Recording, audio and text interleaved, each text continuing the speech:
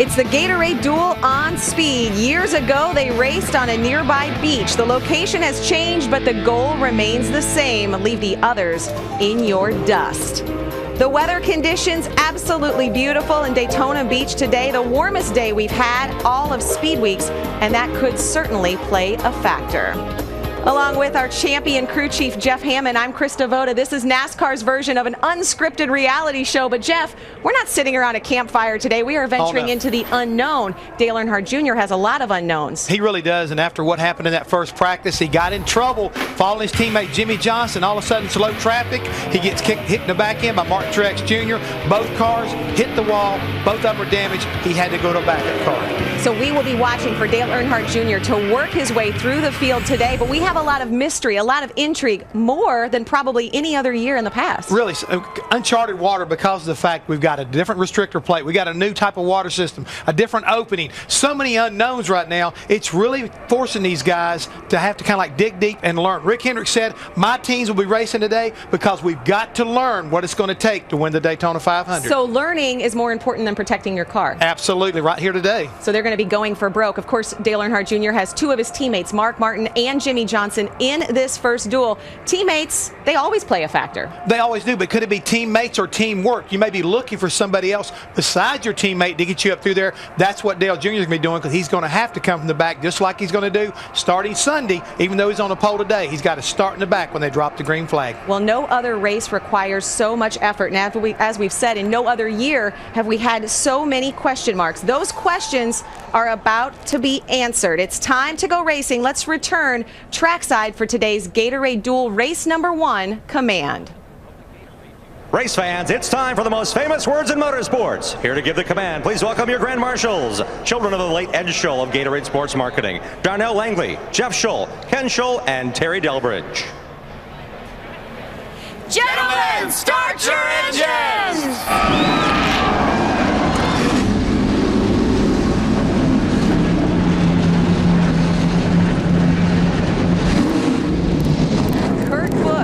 Dale Earnhardt Jr., Matt Kenseth, all in this race. Desperation about to intersect with destiny. This is the Gatorade Duel. You will see it here from Daytona on speed.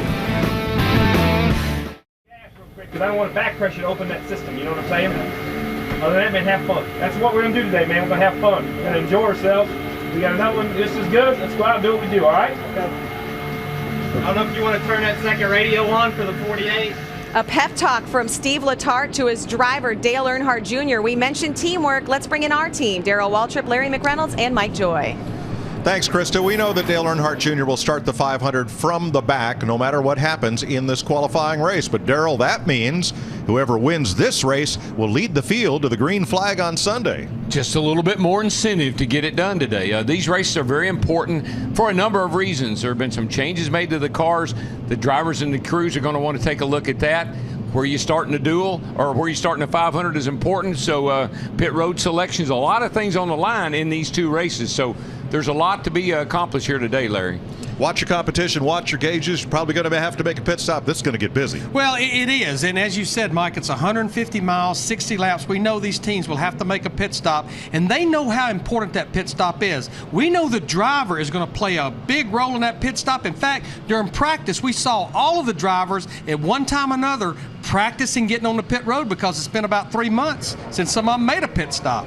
Well, what we're hoping to avoid is what happened in practice to Dale Earnhardt Jr. drafting off Jimmy Johnson. A slower pack ahead came up in front of Johnson. He lifted. Brian Vickers and Martin Truex got into Dale Jr., and it was Dale and Martin who ended up with wrecked race cars.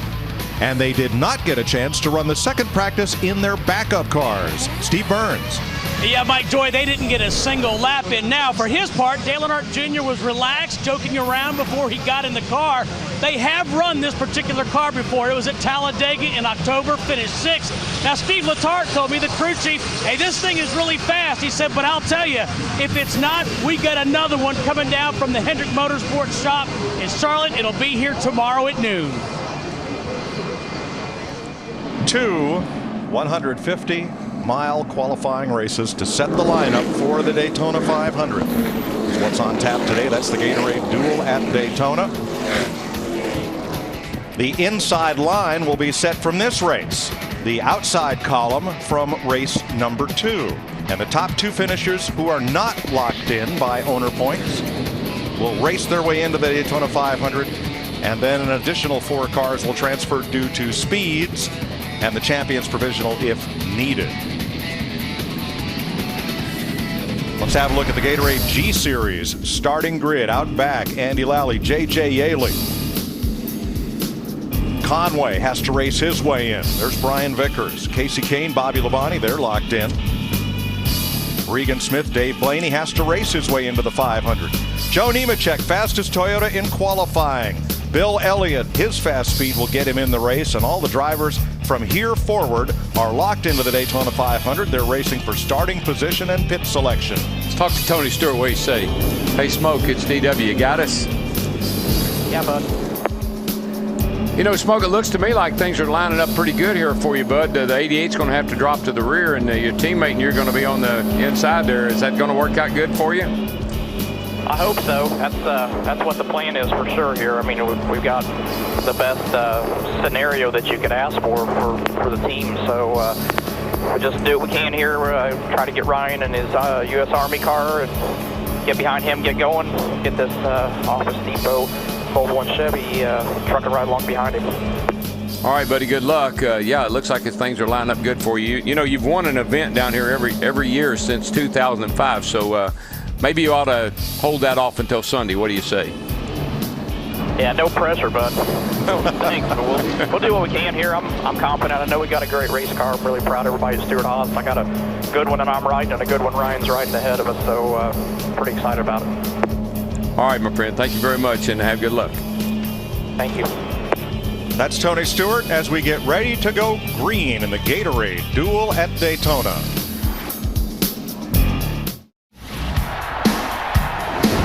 Two races, whole lot of faces. It's a race at Daytona. You want to win it. They can either lock in or they can load up.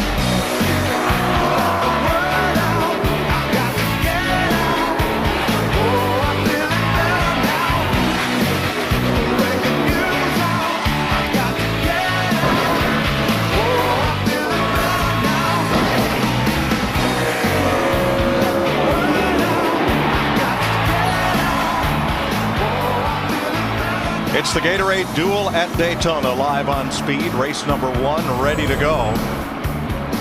Dale Earnhardt Jr. won the pole for this race, but because he is in a backup car, he drops to the rear and the entire inside column moves up. So Ryan Newman will take the green from the inside of the front row. This is the ultimate go or go home day in NASCAR, because for 4 drivers, their chance to make the 500 is to race their way in. Blaney, Yaley, McDowell, and Conway, while Elliott and Nemechek are assured of being in the 500 with their qualifying speed, but they could race their way in to a better starting position in this 150 miles.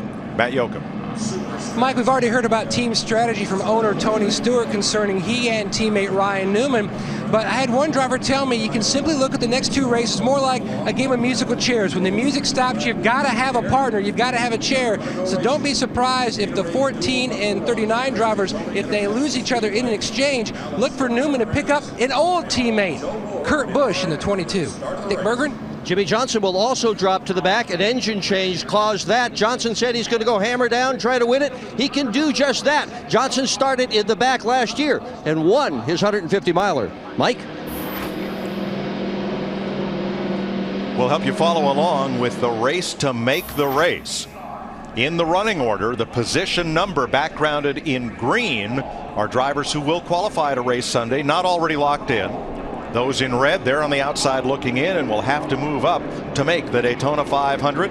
Drivers already locked in the field will have a black background. Green flag, we're racing for 150 miles.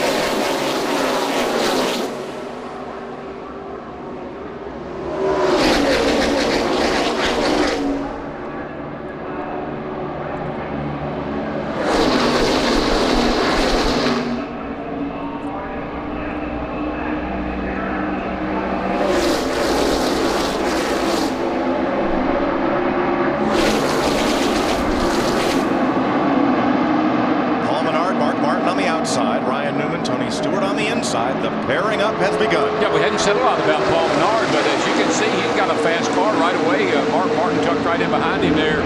They take the lead, and that's a children's car that Menard is driving. And we know they got steam on the hood, so that's a good match right there. He was the fastest of those four RCR cars in qualifying last Sunday, and he'll lead the first lap of this Gatorade Duel race.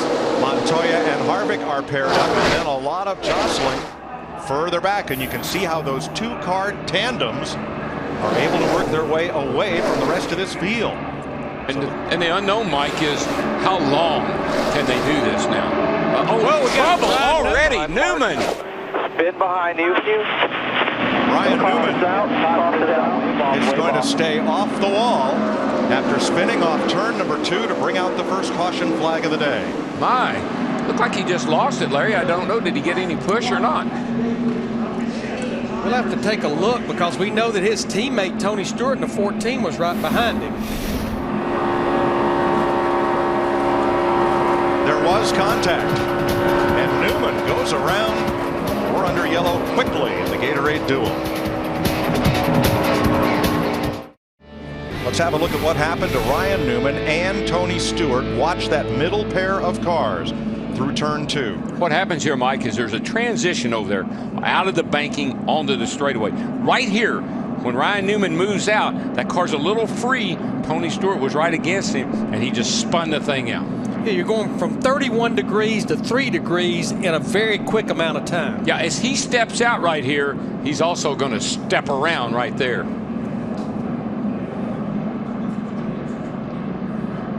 Matt Yoakum. Mike, no harm, no foul for the Stewart Haas teammates. As soon as Ryan gathered it up, Tony Stewart got on Newman's frequency and asked if the car was okay and apologized for the incident. Ryan said, no worries, my car is fine. He came down pit road, got 4 fresh tires, and Stewart said, well, I'll be waiting up at the front for you. Newman says, don't worry, I'll be getting back up there soon. 3 laps complete, and the transfer spots, just as we started, Bill Elliott and Joe Nemechek. Steve?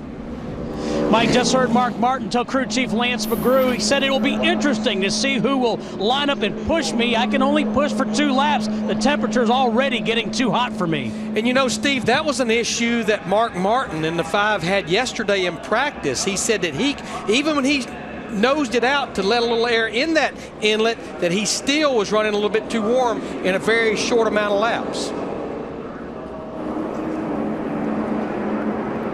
Tonight, NASCAR Victory Lane does a double take for the most exciting qualifying event in NASCAR, the Duel at Daytona. Celebrate with the winners in NASCAR Victory Lane from Daytona tonight at 5:30 Eastern, live on Speed.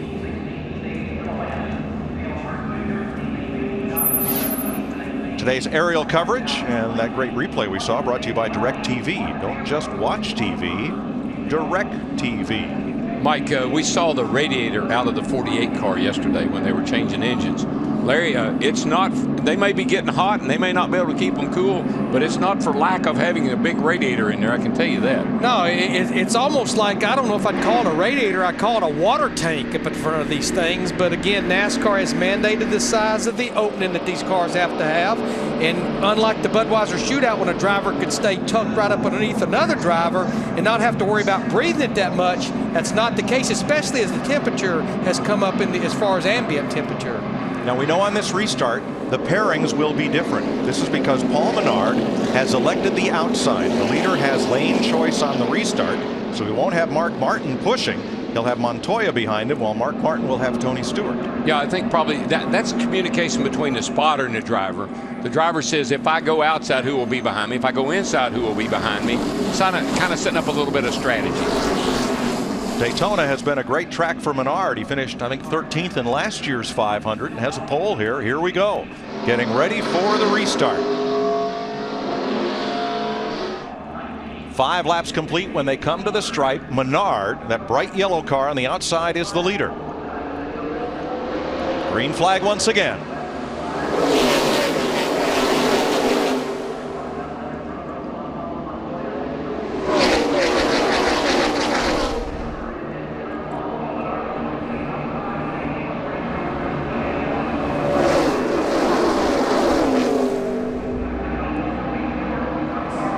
Busch coming up the middle. He has Bobby Labonte behind him. Busch, the yellow car, now to the inside, the 22. And Menard and Montoya go backing up. And that's Bill Elliott. That 09 car showing a little bit of muscle here in this first Gatorade Duel race.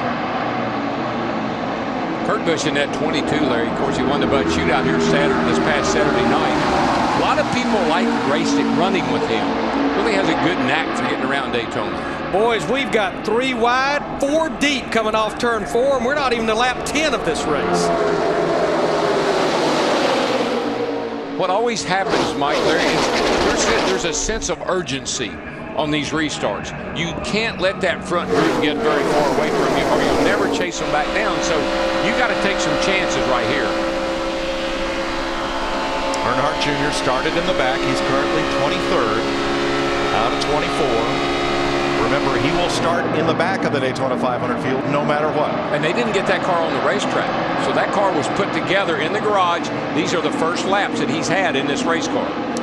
Now look at the lead that Mark Martin and Tony Stewart has built up. That's because those 2 drivers have stayed bumper to bumper, and everyone back there behind them are mixing it up, and they're just able to drive away right now. And this is a good test right here, Larry, Mike.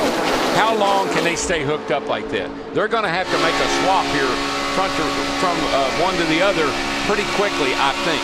At the front, it's a 2-car test session, but from 5th place on back, it's the land rush out of turn number 2, and it's still 3 wide all the way back. That is Elliott up on the outside.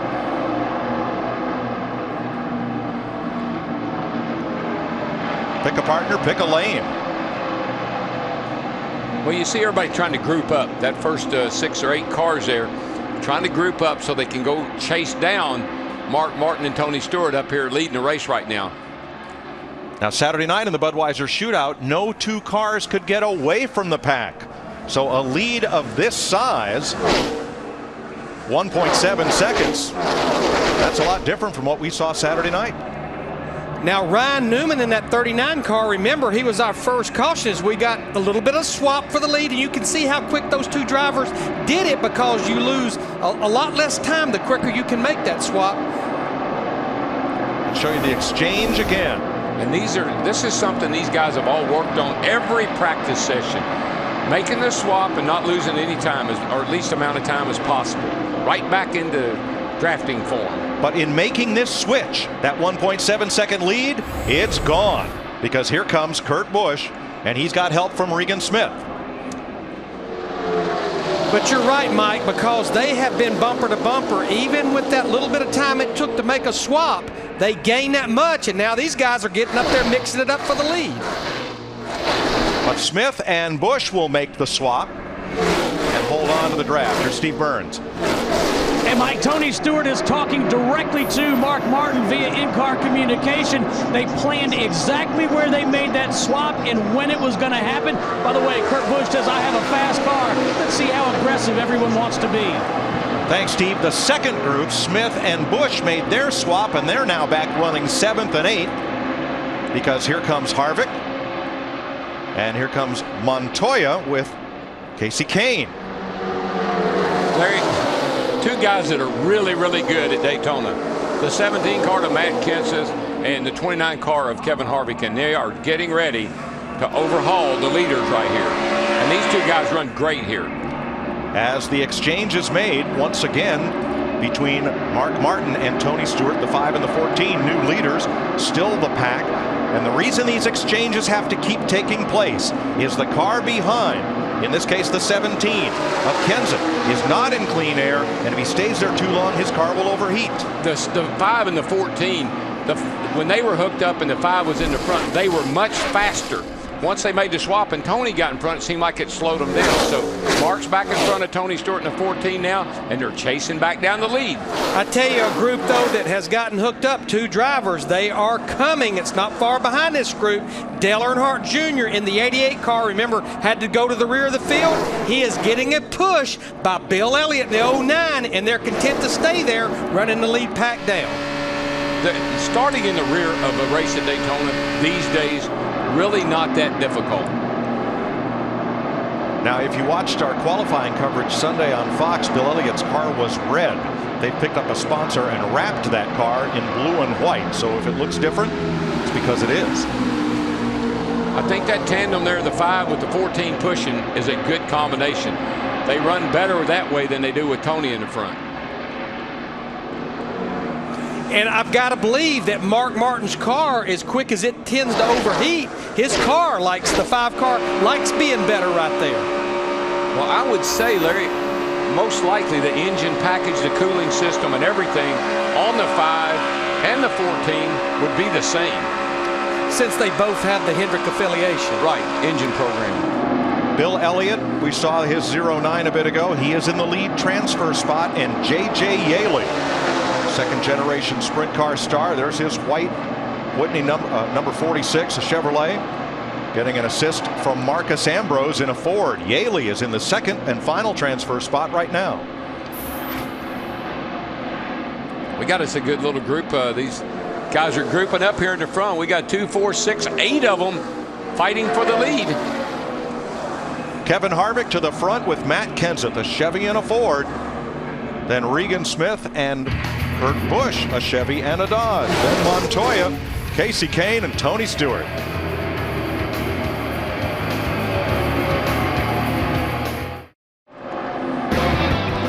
Kevin Harvick and Matt Kenseth continue to lead here at Daytona, 16 of 60 laps in the first of 2 Gatorade Duel races. But the question is, did Tony Stewart and Mark Martin stay tied up for too long? Here's the replay of the switch, and look at the steam coming up from the windshield, from the base of the windshield on Stewart's car.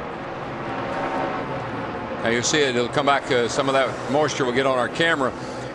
But again, when Tony's in front of Mark, they don't run as fast, and that's a dilemma. Now what do? I can't run behind him very long like I am right here because I overheat, and I'm not fast as he is when I'm in front. So that's the battle you're going to fight. Lead change. Casey Kane in his new ride for 2011, and Juan Montoya trying to take the lead away from Harvick and Kenseth. But look at this group coming there. Look at Kurt Busch coming through in the 22, being pushed by Regan Smith, and that's 78. And here comes Tony. He's going to drive. He's going to find him a new drafting partner.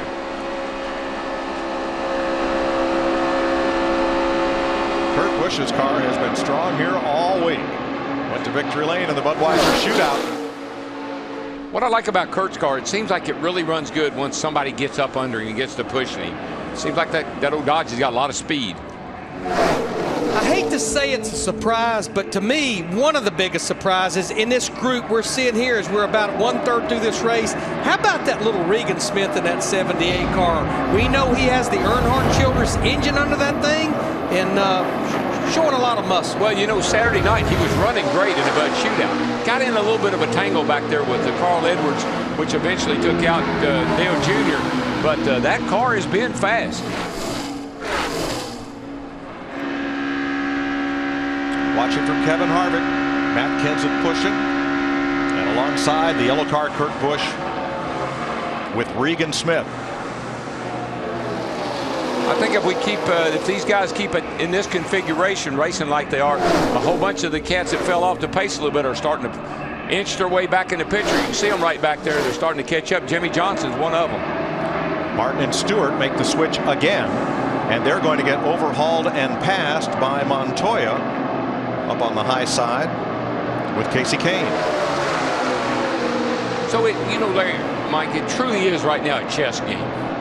Got to make the right moves, find the right partner, be in the right place, and that's things that you're calculating in your mind right now. Right, and don't let that rook go so hot you can't move it.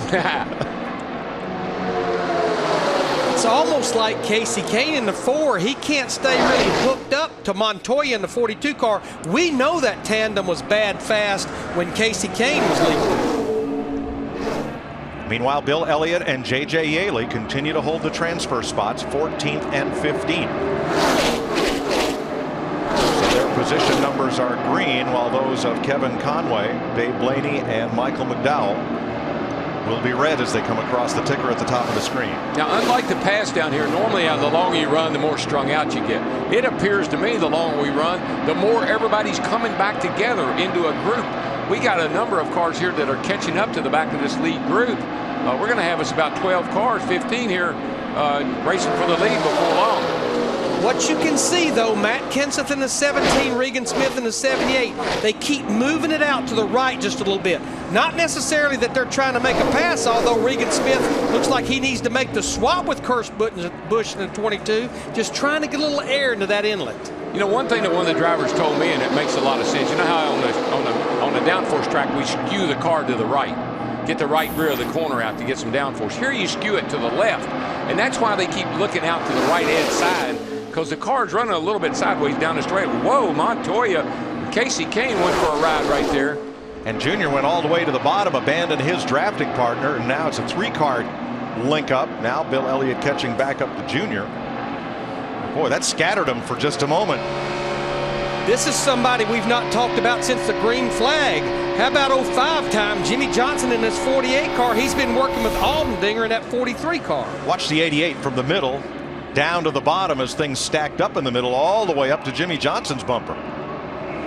Now, a pair of cars works very well here. Why doesn't 3 cars why didn't Junior just latch on? Why doesn't that work? It seems like the guy on the back, the third guy, he's not sure what the other 2 are going to do. He's kind of like odd man out.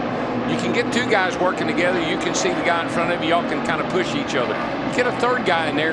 The third guy just doesn't know what's going to happen, and he falls off. Look at this. Look at this for the lead. Casey Kane will lead this lap, the 22nd or 23rd of this race. I tell you another reason I don't think that 3 cars will work. I talked to several drivers, and they said even in practice yesterday, physically I was wore out. My arms felt like they were going to fall off my body up there trying to control my car with somebody pushing me at almost 200 miles an hour. Kane and Montoya on the inside, up high. Smith and Busch. Kevin Conway has just taken the last transfer spot away from J.J. Yaley. That's back at 18th position. Bill Elliott continues to hold on to one of those 2 spots. Elliott runs in 14th. Regan Smith, I think he led that lap. I think we're looking at Chad Knaus, the crew chief for Jimmy Johnson, over there talking to Mike Shiplett, the crew chief for A.J. Allmendinger. They've been working together ever since the drop of the green flag. The other thing, we talked about it at the top of the show, we know these guys will have to make a pit stop. There's the Dinger in front of Jimmy Johnson, all trying to race their way into Sunday's Daytona 500. Closing in on halfway in the first of 2 Gatorade Duels. Now Kurt Busch and Regan Smith have been leading. And the problem with this 2-man tango is that when you make the swap of position so that second car can get some cool air, you go side by side and your lap time increases by about 1.5 seconds. And the speed differential on the racetrack from the cars following, well, you can just look in your mirror and watch them go by. That's what Kurt Busch and Regan Smith had to do as they made the swap.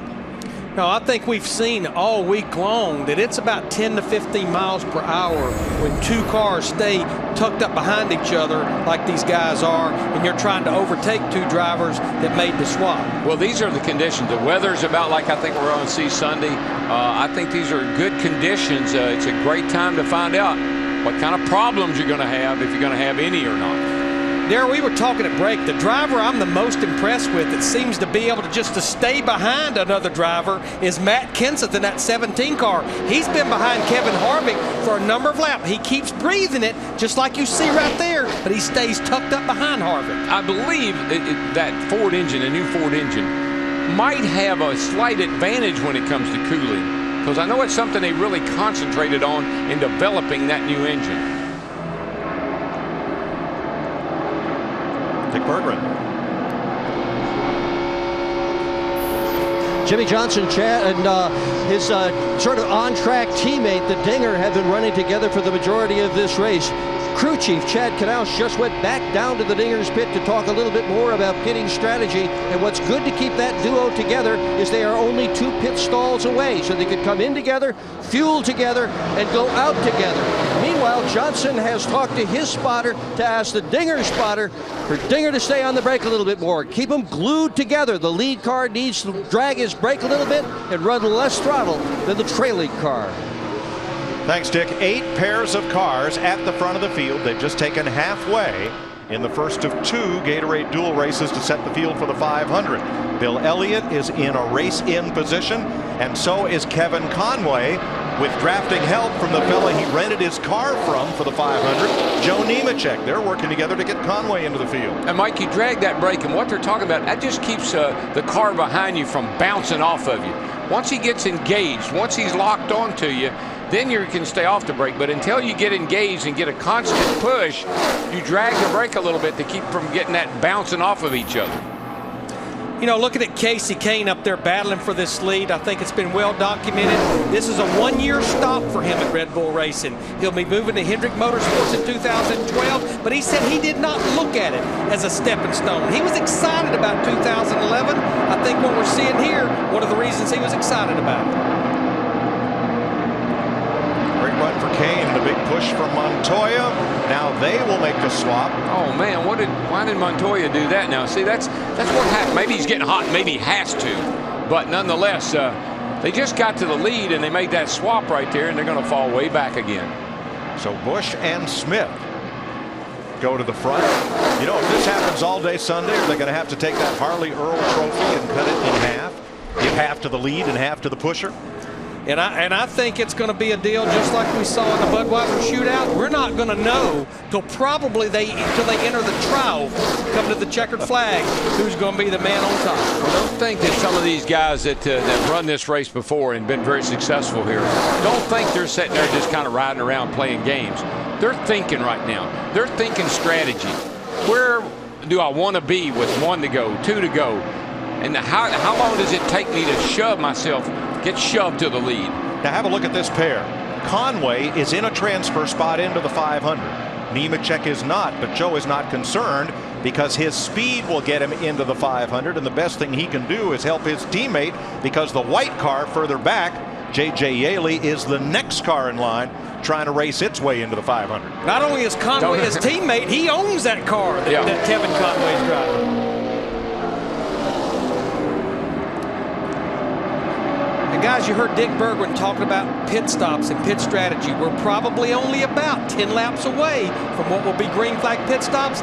Big load on the driver's shoulders. Don't slide the tires, because I think most of them will go with fuel only possibly. Yeah, that's what I was going to say, Larry. Getting on pit road is going to be so critical that you don't slide that right front tire and flat spot it and then make your team have to change. Kevin Harvick to the front, Kurt Busch trying to get there. That's the 15th lead change. 1 away from the record since this race was increased to 150 miles in 2005. Well, we had a record number of lead changes Saturday night. We're headed for a record number of lead changes right here. It is shaping up to be an exciting speed weeks in the Sprint Cup Series. Welcome back to Daytona. 38 of 60 laps complete. 1 pair has already been to pit road as we went to break. Casey Kane and Juan Montoya made their pit stops and chose to take on fuel only under the green flag. Yeah, I think we'll see that pretty much across the board. Can't imagine taking time to change tires. Kevin Harvick leads with Matt Kenseth. Jimmy Johnson and A.J. Allmendinger, the second pair. We know down here testing, Mike, cars run 100 laps on tires. Didn't have any problem. Only reason you changed tires today is just because you felt sorry for them, maybe. Regan Smith, Kurt Busch, and here's Junior poking out right through the middle. Takes Tony Stewart with him in that next pack. Off to turn 1, they go 3 wide. None of these cars have yet made a pit stop. Looks like we got Bill Elliott in the 09 car, Brian Vickers in the 83 car. They're making their green flag pit stop.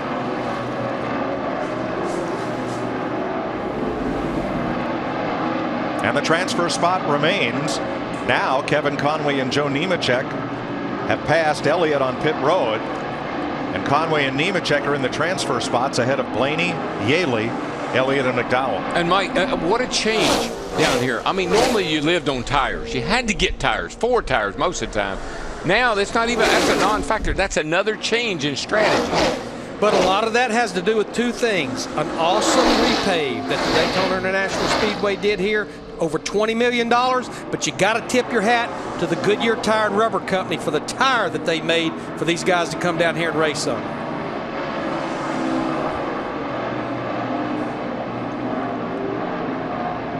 Kevin Harvick has led 5 times for 17 laps, more than anyone. I've been impressed, Larry, and we were just talking about at break about Matt Kenseth has been able to stay hooked up to back of Kevin Harvick. He peeks out every now and then to get a little air. You can see him doing it there. But that 17 car has been right on his back bumper for the last number of laps. You saw Dave Blaney and David Gilliland pitting. Now we're going to have about 8 of them, led by Jimmy Johnson and A.J. Allmendinger to pit road. Here comes Earnhardt and Stewart. Mark Martin with Ryan Newman. Dick? Brandon Harder is going to put the fuel in it. This is only the 2nd time that he has fueled a race car under pressure. No tires for Johnson, who is gone. Bobby Labonte and Menard also in, Matt. And Tony Stewart's team, they're going to make a right side tire change for the 14. Meanwhile, the 39's topping off, Steve. He's going to go out with his teammate. And Matt, a lot of different strategies here on pit road. You see Dale Earnhardt Jr. to the right. Fuel only for the 88 Junior, saying it's really important who you get on and off pit road with. Mark Martin leaves as well. Now Joe Nemechek comes out slow. He was waiting for Kevin Conway, and that may prove costly because Conway's group had a slow pit stop. Joe even moved over to let Kevin Conway in the 97 get in front of him where Joe can start pushing him. That's a very good owner right there. Yes, it is. Of course, it would mean about $100 grand in his pocket if he can get him in the race. Michael McDowell and Andy Lally have made their stops. Marcus Ambrose is in now with J.J. Yaley as Harvick continues to lead. 19 laps to go. Junior looks like he's off the pace, or he's going awfully slow. I believe he might be. Is he waiting on the 5-car Mark Martin? I believe that's what he was doing there. Yeah, he was doing something because he just a number of cars actually passed him. And the leaders are in. Harvick, Kenseth, Regan Smith, and Kurt Busch are all on pit road. And Kurt Busch in the 22. He's been very vocal about how good his race car is. Fuel only for Kurt Busch. I was a little concerned on the 17 car because the gas man stayed hooked as the car started to drive away. We were worried about them being able to disengage the new fueling can because of the way it fits into the receptacle. It looked like they didn't have any problem. Here's another look at Matt Kenseth's stop. He's in his box, and of course one of the things, Larry, that they stay engaged a long time here. As a matter of fact, Matt is out of his pit box right there, and they're still fueling the car. But this is an unknown. This is a new product here, this self-fitting fuel can without the catch can man. There's still a lot of unknowns about how it actually works. David Gilliland has taken his car to the garage area. He is locked into the Daytona 500. The lock-in cars are those that have the use of top 35 owner points from 2010. You know, Larry, back in the day, the art of a really good gas man was he would catch that car as it was coming, and he would run along beside of it, fueling it as it left. And I think it was much easier to do with the old piece that we used to use versus this new piece. Matt Kenseth now in front of Kevin Harvick. Here's some audio from Matt Kenseth. We do, yes. Okay, just make sure you let me know a lap or two ahead of time so I don't run somebody over. All right, everybody's on board. I think that was Matt Kalanoff, Matt Spotter there, talking to the crew chief and to Matt. You see Casey Kane in the 4, Juan Montoya in the 42. Remember, they were the first of the leaders to make their green flag pit stop. 5 drivers in this race have previously won a Gatorade Duel. Matt Kenseth not yet among them.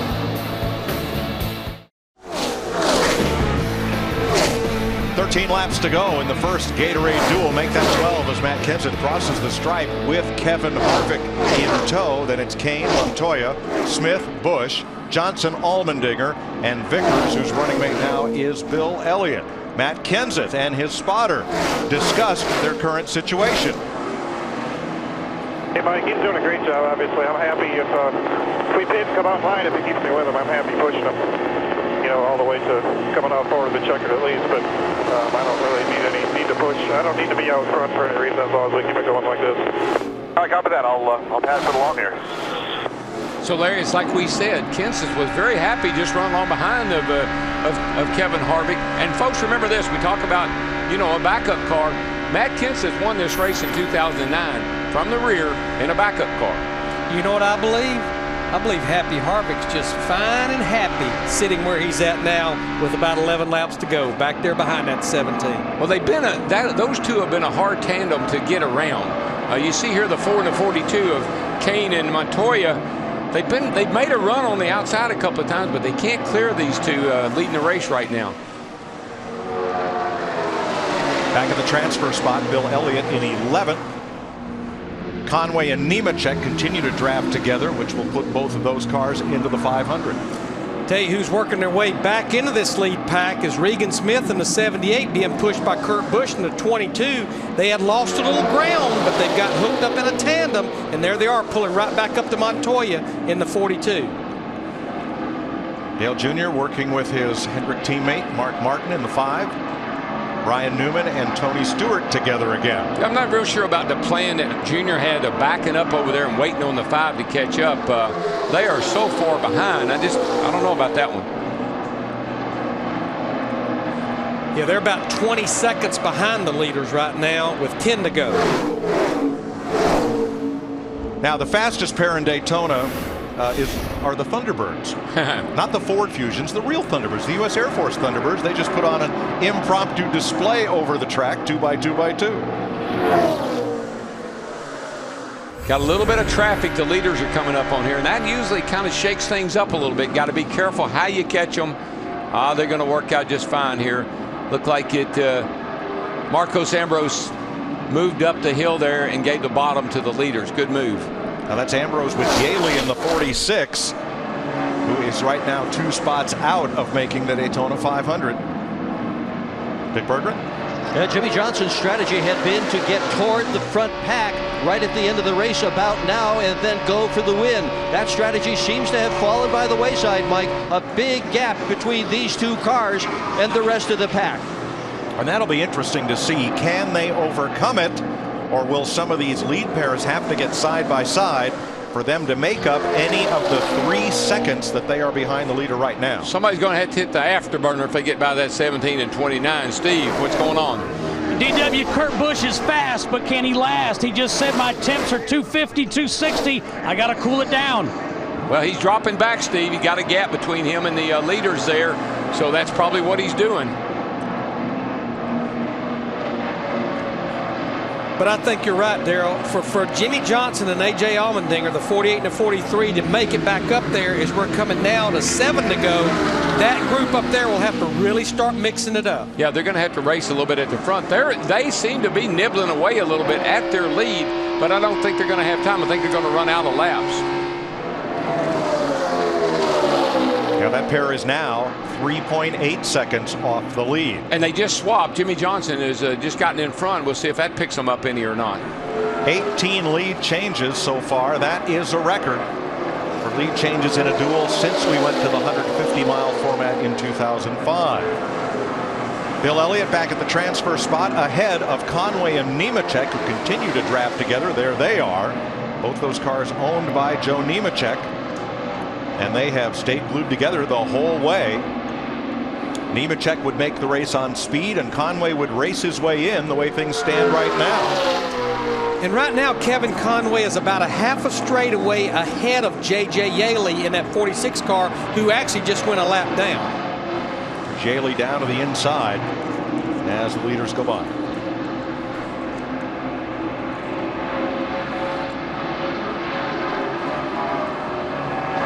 Things are heating up front. It'll be 5 laps to go.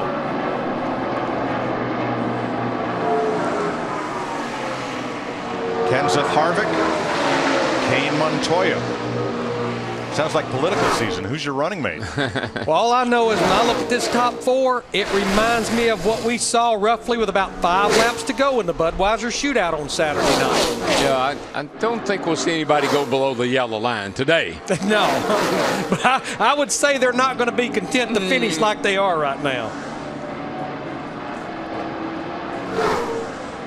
Somewhere cheering for Bill Elliott is Michael Waltrip, because if Elliott races his way in, that allows one more spot for someone to get in the 500 on speed, and the next man to move up that ladder would be Michael. Whoa, what happened here now? Something happened off of 2 over there. There is no way that Kenseth and Harvick wanted to give up that inside and lose the lead like this. That's a bad move right there. Not only did they give it up to the 4 and the 42, they gave it up to Kurt Busch in the 22 and Regan Smith in the 78. Now these 4. Yellow. Caution on the I wanted you to speedway. block, Mike. I needed to know that before they got under. One car smoking down on the apron of turn 4. That's Kenseth telling his spotter he needed to know what was going on there before it happened. And that's Michael McDowell. Michael McDowell, he's driving the MRO car there. That's our Motor Racing Outreach, our ministry here at the track. Michael's a good little kid. I hate that for him. McDowell will not make the Daytona 500. See what happened here, Mike, because all of a sudden Casey Kane and Montoya got a run up the inside here, and I can't believe they didn't block them. I mean, we're coming to the, last 2 or 3 laps of the race. You can't let them have the inside like that. You heard Matt Kenseth tell Mike Kalanoff, his spotter, you've got to anticipate a little more on me. Bad strategy. Caution with 4 laps to go. Casey Kane, the new leader.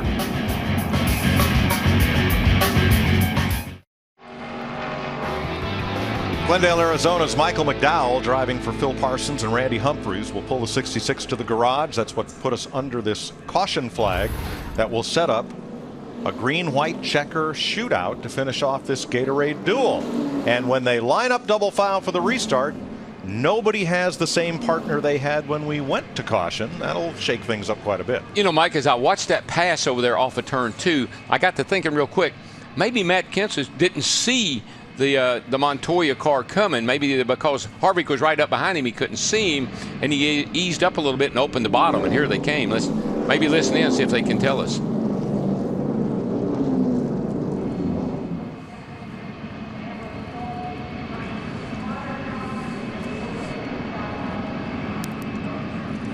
Hard to see there, Mike, but just the best you can do there to get their momentum, because you got to spot the 29 just like it's me, just like we're locked together, so, and you lose your run so fast, once he was stuck out there, I needed to make that block quicker, to get in front of him there, so, it was only a split second before I knew. I'm just telling you, so you know. That's really interesting, Darrell, because he's telling his spotter, you can't spot just for me. You've got a spot for the pair of us together. Exactly. And after I looked at that one time, I said he must have not known they were coming up the inside. They'd been looking outside. All of a sudden, they opened that bottom up just that teeny bit, and here they came.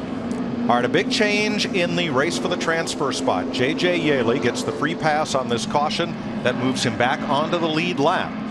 And he will restart back there with Kevin Conway and Joe Nemechek, who along with Bill Elliott are trying to race their way into the 500. McDowell's in the garage. Blaney's still on track, but he is a lap down. So here's Yaley, whose only chance to make the race is to race his way in today.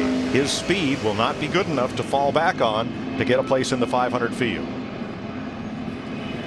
Mike, well, go ahead, Jeff. What I'm hearing right now, listen to some of these teams and the way they're trying to communicate. Look for these guys once again. They're all looking for a new dance partner. But I'm already hearing some deals being made between the 17 of Matt Kenseth and Kevin Harvick for these guys, once they drop the green flag, to try to allow Kevin to get across the nose of the 17 and get rehooked back up. They love running together, and they feel like that's possibly a winning combination for both of them, and they'll settle it coming to the checker flag. Thanks, Jeff. Darrell, if you're Casey Kane, well, looks like he's made his choice for the outside, so he will choose Regan Smith as a drafting partner on that outside line. And that's because they've been working together for quite some time here, and they actually, they know they can run well together. I think that Kurt Busch, again, on the inside there behind Montoya, that's going to be a tough combination to beat. All right, more strategy. Steve. Well, Mike, here's what we're hearing on the radio. Expect Casey Kane in the 4 and Juan Pablo Montoya in the 42 to hook up. But I will say we are hearing a lot of indecision here between spotters and drivers. But right now, solid game plan, the 4 and the 42 hooking up. And this is just the first of 2 races today. Tomorrow, the world's toughest trucks hit the high banks for their season opener on the new track surface. Once the green flag drops, watch for 3 wide and full throttle action with the NASCAR Camping World Truck Series from Daytona tomorrow, 7 p.m. Eastern, right here on Speed. Mike, I just don't believe you've got time to swap, from inside to outside. I believe the best bet you got here is the 4 car of Kane and the 78 of Regan Smith. They got to work together. If they're gonna win this race, they're gonna have to push each other. Don't look for somebody different. We're only gonna have 2 laps. I think I was just sitting here thinking the same thing. You try to start hunting a partner that's worked with you well earlier in the race. 2 laps is going to go by in a hurry. It's only 5 miles. J.J. Yaley's only hope might be to tack on to Brian Vickers, because you know that Conway and Nemechek will work together to get both of those cars in the race. It's all going to play out here in the next 2 laps as we go green, white, checker to settle the first of the Gatorade Duel. Just wonder about 05 time back there. He's not been making a lot of noise. He's been given a second chance here. Jimmy Johnson in the 48 car. He's in 7th. Look, you know what he's doing? He just swapped his radio over there to, he must have been talking to one of his teammates. But I really believe the restart here, if the 4 and the 78 get a good start, 78 doesn't. 4 does. And there goes the 4 right down in front of the 42. Well, he goes down, picks up Montoya, while Busch and Smith are together again. Yeah, Regan just got a terrible restart there, and that hurt his chances of hooking up with the 4 car. So maybe everybody got their drafting partners back, including Harvick and Kenseth. Maybe it's better this way. We're about to find out. We will. Jimmy is a lonely man, and this is why. How about those 2 teammates there? Mark Martin in the 5, Dale Earnhardt Jr. in the 88. They're back in the picture here. If I was Ryan Newman, though, and I looked in my mirror and I saw Tony Stewart, I said, man, that's the way we started. I don't know if there was a good idea or not. Kurt Busch and Regan Smith, they've been the most potent of the drafting duos in this race, and they'll face the white flag this time. I think what people are learning right here, right now, is that Regan Smith is a good guy to get hooked up with. And Darrell, I don't think they have a choice but to stay like that till we get well off turn 4. I don't think they can start mixing it up too early. Dinger through the middle. Allmendinger coming with Menard. Threads the needle, looking for 3rd place. And look at Ryan Newman and Tony Stewart, but they have nowhere to go. They had a head of steam, had to back off. Transfer spot, Elliott and Yaley ahead of Nemechek and Conway now. What will Regan Smith do in that 78 car coming to the tri-oval? I'll tell you what he's going to do. He's going to push, push, push. Well, he's got enough room to look out and try to win it, but he's steaming along. It's going to be Kurt Busch. Whoa, he looked, but he couldn't do it. Oh! You got it, baby. He gave it a gallon effort. He did. I was really surprised he even took a look, but the yay to him. Kurt Busch is 2 for 2. And racing their way into the 500 is J.J. Yaley from Phoenix, Arizona. He had 1 shot to make the race, and he made the most of it. He and Bill Elliott will transfer in. Got the free pass on that last caution. They came to pit road. I think they made an adjustment on the race car, and he's going to race at Daytona 500. Now that also means that Elliott will not have to fall back on his qualifying speed. That will put Michael Waltrip into a guaranteed spot. Good for him. He didn't have to race. Based on his qualifying speed. What a move for Yaley. Got the free pass, found himself a partner, and he'll be in the Great American Race on Sunday as Kurt Busch will go to victory lane for the 2nd time this week. The run to the checkered flag, where Regan Smith pushes Kurt Busch all the way to the exit of turn 4 and then steaming along. Tries the right, tries the left, pulls out and gets a hard-fought, hard-won 2nd place. Kurt Busch the winner. And the other big winner is J.J. Yaley. As Yaley working along there with the 36 of Dave Blaney, though Blaney was a lap down. J.J. Yaley is going to be in the Daytona 500. Down to victory lane, Steve Burns. and Kurt Busch has just taken off the seatbelts. And tell you what, this race team is really making a statement, a win in the Budweiser shootout and then the Gatorade Duel. Kurt, you guys are really putting it on the field here. How much confidence do you have after this win looking towards Sunday? Well, this is just an incredible speed week, so I just don't want it to end. I want to make sure we keep doing everything right, and it's just amazing to be able to do this in a double deuce right now with Shell Pennzoil and our Dodge, to find the right drafting partners out there to make different things happen. You're learning every lap. There's always something to absorb and something to check out. So I just got to thank everybody that's part of this program, all of our associate sponsors. Coca-Cola, they came on board. This is sweet. Got guys like AAA, Lennox, Snap-on Tools, Discount Tire, a bunch of guys. But Sprint, thanks for having us for us here. Kurt, biggest lesson learned today? It's amazing what partnerships can do out on the racetrack. And when two guys can think the same way without saying a word, things are going to happen for those two guys. So Regan Smith, thanks to him, Keselowski, my teammate, all the stuff we tested and testing during December and January, it's coming to fruit. So thanks a lot, and Tag Heuer. Sunny day out today. This is great. Love it. Thanks, guys. Congratulations, Kurt. Appreciate it. Chris Devoda. The sun is shining on Kurt Busch today. Let's take a look at the Gatorade G-Series results from dual race number 1. And Jeff, he mentioned his normal partner, Brad Keselowski, not in this field. Regan Smith was his partner today. This guy can work with anybody, and Regan Smith right now was an excellent, partner for him, and they worked together all day long. It was just incredible. And obviously a lot of these guys learning things, partnering up for Sunday's Daytona 500. The other winners in this race, they didn't go to victory lane, but Bill Elliott, we knew he was locked in. J.J. Yaley will race in the Daytona 500. We'll be back. We'll hear from some of those celebrating. There you see drivers who were in race number 1, and there is the winning car getting pushed. Kurt Busch wins number 1. There you see a very happy Steve Addington crew chief. Kurt Busch, the driver, before this weekend, he had never been to victory lane for a plate race. He's already been there twice during this Speed Weeks. From one winner to another, Dick Berggren is with J.J. Yaley, who has raced his way into the Daytona 500. How big a deal is this, man? This is huge. Obviously for the sponsor, International, Redline Oil, Chevrolet was, it wasn't as good as obviously we hoped when we came down here, but I wouldn't be standing here if it wasn't for Marcus Ambrose, DeWalt, whoever he has for his sponsors, because he was a heck of a pusher. He stuck with me the entire race, and I learned from the start that on a restart, it didn't matter what it was, you were better to be by yourself, and it took almost 2 laps before the train race would take off, and I just had to keep the 97, the 87 separated there as we were coming to the green, and I had to fight Nemechek off. We beat on each other right down the back straightaway, but it was enough that it cost them almost a half lap before they got locked in there, and believe me, this is a relief off my shoulders, this entire team's, because we got the Speedway engine about 2 weeks ago. It's been a mad thrash, and to put it the biggest race of the year is it's awesome. Congratulations, you've earned your way into the Daytona 500. Matt? Dick, a dual debrief between Hendrick teammates of Martin, Johnson, and Jr. An animated conversation between the three of you. What did you guys learn from Duel 1? We got to get a little more speed, but I feel like that we had a pretty good little opportunity there right before we pitted. When the pitting started to happen, I found myself to be the odd man out without a partner, and we needed to come on pit road, but we ran about 2 or 3 more laps trying to figure out what to do. I was trying to find a partner until they called me to pit road, and I was just losing a lot of time to the leaders, and we learned something there.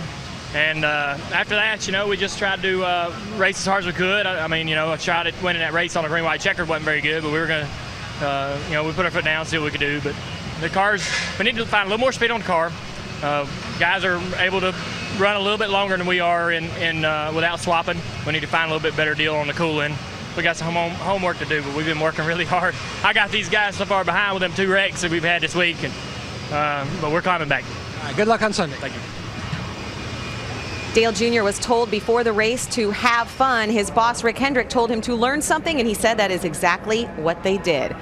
Of course, Kurt Busch, his team, they have learned that they are Daytona winners twice in one weekend so far. We'll have more here from the Duel next.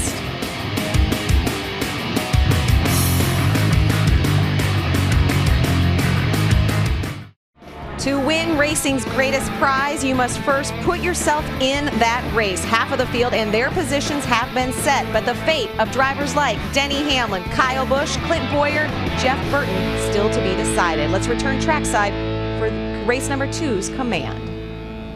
And now, race fans, for those most famous words in motorsports, here to give the command, please welcome Winn-Dixie's Senior Manager of Ad Planning and Promotion, Murphy Reynolds. Gentlemen, start your engines!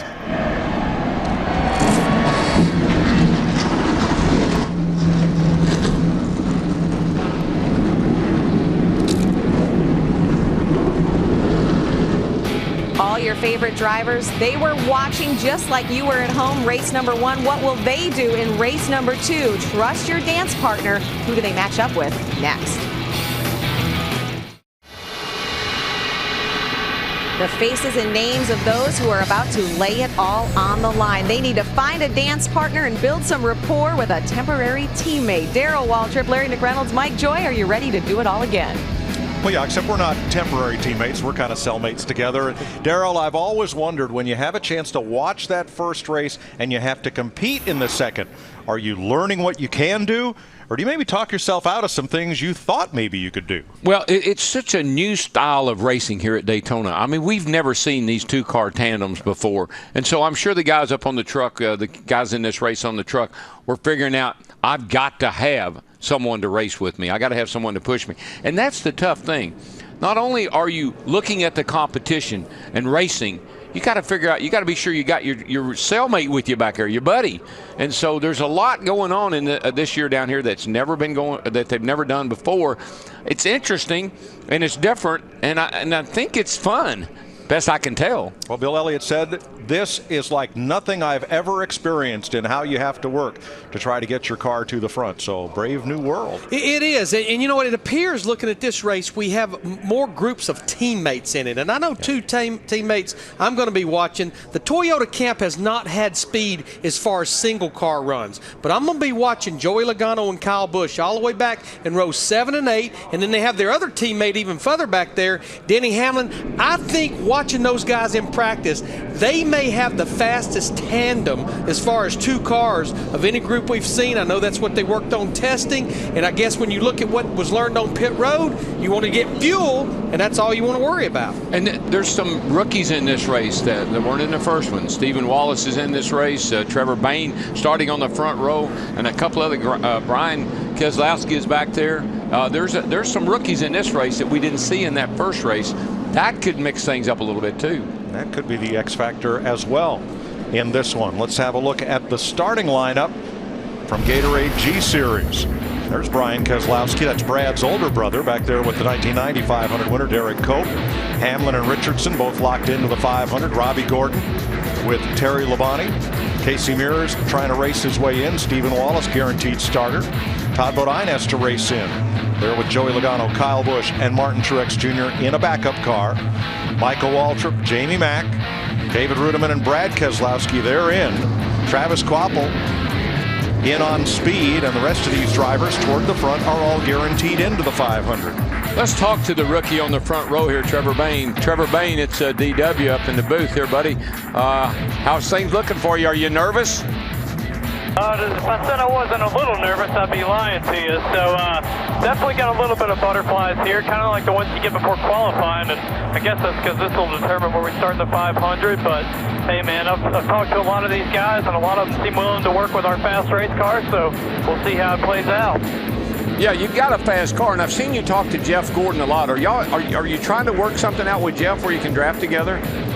I think we kind of figured that these two RCR cars behind us aren't wanting to push us because they're teammates. So, you know, we just got to have a plan in case they decide to ditch us. And, you know, I would definitely say that Jeff Gordon would be a good one to work with for me. And he knows we've got a fast race car as well. So we'll kind of see how the start goes and see if those guys behind us shake out. And if they do, we got to be ready for it. All right there, young man. Today is school and graduation is Sunday. Good luck. All right, thank you, guys. He drives for the Wood Brothers. They've won the 500 with Tiny Lund, Cale Yarborough, A.J. Foyt, and David Pearson. Set for the start of the second Gatorade Duel live on Speed. Today's aerial coverage brought to you by DirecTV. Don't just watch TV, DirecTV. Dick Berggren. Larry Mack talked about Joey Logano. He starts deep in the field, but with a fast teammate in Kyle Busch directly in front of him. He's only 20 years old, but this is going to be his third round of restrictor plate racing. The kid is ready to win one. Matt Yoakum. Dick, one check mark already on the agenda list for Michael Waltrip Racing. They've got all 3 cars now locked in for the Great American Race on Sunday. Now the game plan is to learn and listen. Now what they're going to do during this duel, when one or more of the MWR cars hook up, they're going to flip over to the 00 backup channel, and then the spotter of the pusher will then spot for both those cars, so that way they can learn a lot during this race about the temperatures that we've discussed so far during Duel 1. Steve Burns? Well, Matt, Jamie McMurray is the defending Daytona 500 champion. On Sunday, he'll make his 17th Daytona start. Still, though, he says he has had some white-knuckle moments here at Daytona, and he said it is as intense as any kind of racing he has ever encountered. Mike? Thanks, Steve. Anxiously watching this race will be Dave Blaney from the sidelines, because if a couple of the high-speed cars can race in, that'll open up a spot at the back of the field. For these 4 drivers, the only way to make the Daytona 500 is to race their way in this half of the Gatorade Duel. We listened in on Jeff Gordon a minute ago. We'll see. You know, if that 33 is pushing us really hard, on the start, then I don't know, maybe we'll take that ride for a little bit.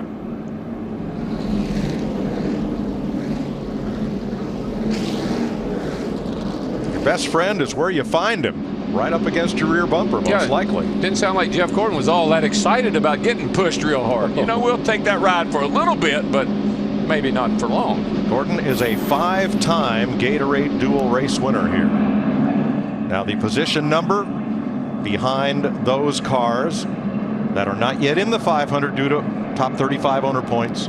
Background in green, they're in a position to race on Sunday. Those backgrounded in red still be on the outside looking in as this one unfolds. Once again, it's 60 laps, 150 miles. And 2 cars will go to the rear, Casey Mears and Martin Truex. Yeah, Martin Truex Jr. in the 56. He was involved in that wreck with Dale Earnhardt Jr. in yesterday's practice. Casey Mears in the 13, one of the guys that will have to race his way in, lost an engine with about 15 minutes to go in final practice. Chevrolet on the pole, Ford on the outside, a bunch of blue ovals up in the top 10 here on the start of this thing, and all the Toyotas kind of mid-pack and on back. So we'll see if those Toyotas can hook up like they did down here at Teston. Ran some incredibly fast speeds working together. In fact, Joe Nemechek was the fastest Toyota in all of qualifying. Nemechek will get into the 500 based on his qualifying speed, not his finishing position in the first duel race. Kevin Mannion, crew chief for Jamie McMurray, winner of the 500 from a year ago. 24 cars address themselves to the start line for 60 laps, 150 miles. Green flag.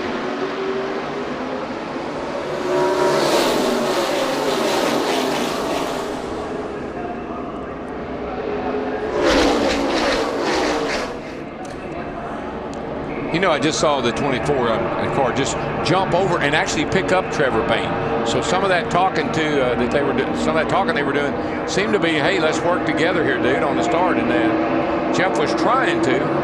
What that allowed was those 2 Richard Childress teammates, Clint Moyer in the 33, Jeff Burton in the 31, to jump out there in the lead.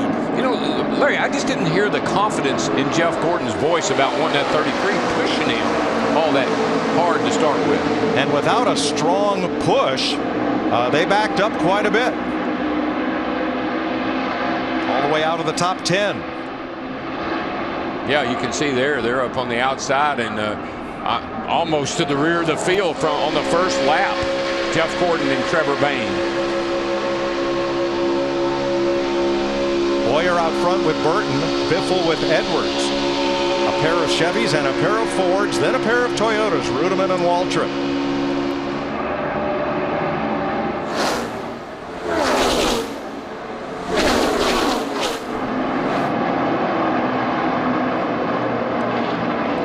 And right up the middle comes McMurray.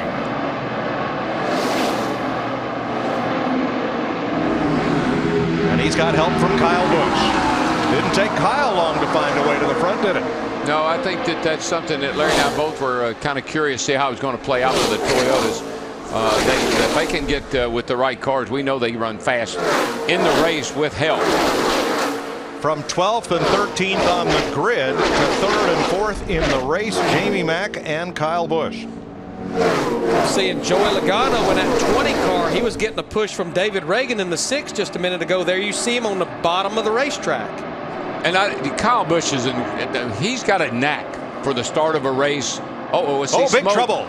Engine going up, and somebody's blown up. It's Casey Mears. It's another engine for Mears. Second one this week. Yeah, that engine only had 2 laps on it. The caution will wave.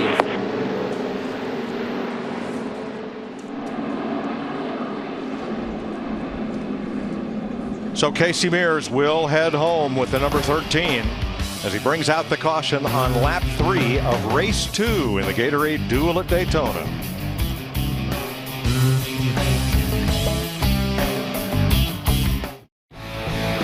Speed's coverage of the Duel at Daytona is presented by Gatorade, the G Series, Prime, Perform, Recover. And brought to you by Allstate. Dollar for dollar, nobody protects the rider like Allstate. Are you in good hands? And by Napa, Napa know-how. Mike, I know it's only a coincidence, but we've had 2 events today, and the 3rd lap on both of them have been under caution. I'm sure it's a coincidence. It's a coincidence, I'm sure. Brian Keselowski and Robbie Gordon made pit stops to top off under this caution. Matt? And Mike, the spotters working together now. Kyle Busch's spotter already talking to Jimmy McMurray's spotter, and basically McMurray is going to ease into the gas enough so that there's a slight hesitation to allow Busch to dive down to the bottom so they can team up for this next segment. With the double file restarts, whoever you were drafting with when you came to the yellow flag will now be alongside you, not in front or behind your car. So that means the Boyer-Burton draft will be broken up, and it depends. Every leader so far on the restart today has chosen the outside lane. See if that holds true for Clint Boyer, or will he choose the inside to pick up Jamie McMurray? And there's Casey Mears, whose team will get the long ride home tonight and will not be in the Daytona 500. You know, a couple of drivers along with Kyle Busch that's definitely made a move up through the field. Martin Truex Jr. in the 56 car, he's up in the top 10, and Denny Hamlin in the 11 started way back. He's just outside the top 10. And remember, Truex is in a backup car that has not turned a wheel on the racetrack yet. Tomorrow, the biggest party in Daytona gets revved up.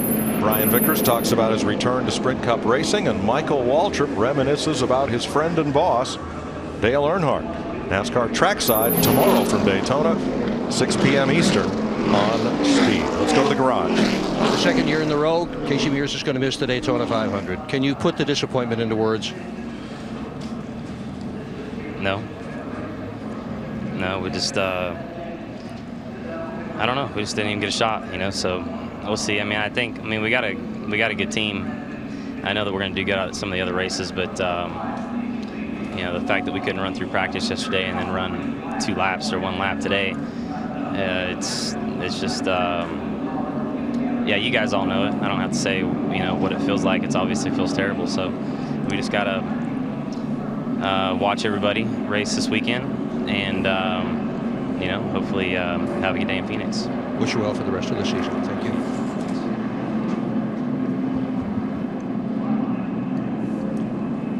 Estimates are to come down here and attempt the Daytona 500 is easily a 6-figure bill and may even reach up toward $200,000 with engine leases and the cost of these cars and preparing them and testing and getting ready to race. And that is a big kick in the wallet to take. Never mind just the emotional cost of not getting to run in a race you've prepared so hard for. Yeah, and if you make this race, you're going to, I think, last place 150, 60 grand, and so you could offset some of that expense, but it's probably more than that. It's about $250,000 to start the Daytona 500. 250. Yes, sir. So that's what you're banking on.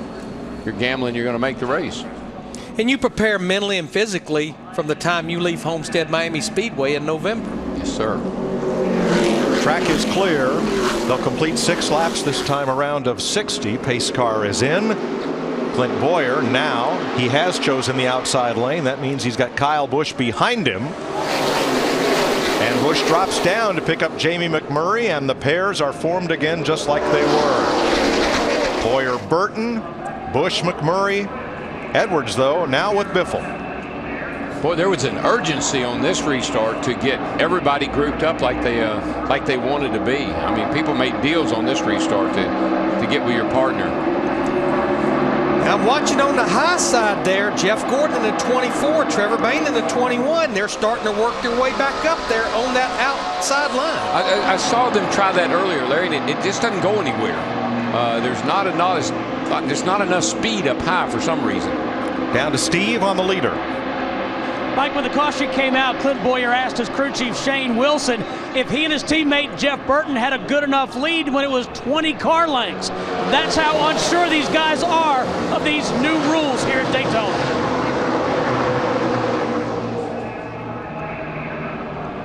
2x2, but pretty tightly packed as they go through turns 1 and 2.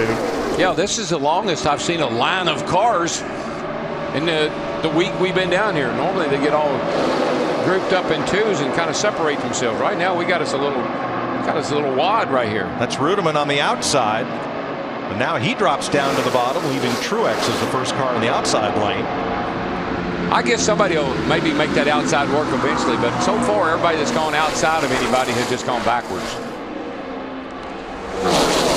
Speaking of David Rudeman in that 0-0, how about the push he's getting from Todd Bodine in that 60 car? We know that Todd has to race his way in, and there he's up there in the top 10. Todd, one of 3 drivers to come down here and contest all 3 big races.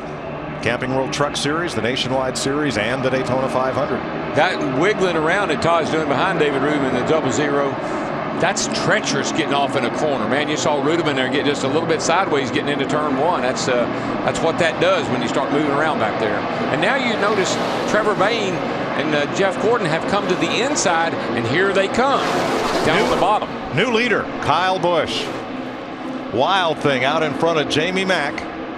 And then Edwards and Biffle teammates together. And here comes Gordon and Bayne squirting out from the second pack to run 5th and 6th. But Darrell, I think they found the bottom, like you were talking about. They got off that high side. The high, they just couldn't go anywhere up there, but now they're making time now, and they are coming in a hurry. They started 1-2. They were the fastest qualified cars in this race. And they're bearing down on the leaders. And Larry, what a confidence builder it's got to be for Trevor Bayne that Jeff Gordon, he has worked with him from the drop of the green flag, and here they are working together, pushing to the lead. Darrell, I'm anxious to see how long those Fords can stay tucked up behind another Ford, or in the case of Trevor Bayne behind that Chevrolet. We watched Matt Kenseth be able to follow Kevin Harvick for a lot of laps in that first race. Well, Larry, if you recall, and I know you do, last year when they were working on this FR9 engine, they were saying that one of the things they were working on was to be able to get it to run cooler so they could run more tape, which would give the cars a lot more speed. I think that's played right into their hands down here this week.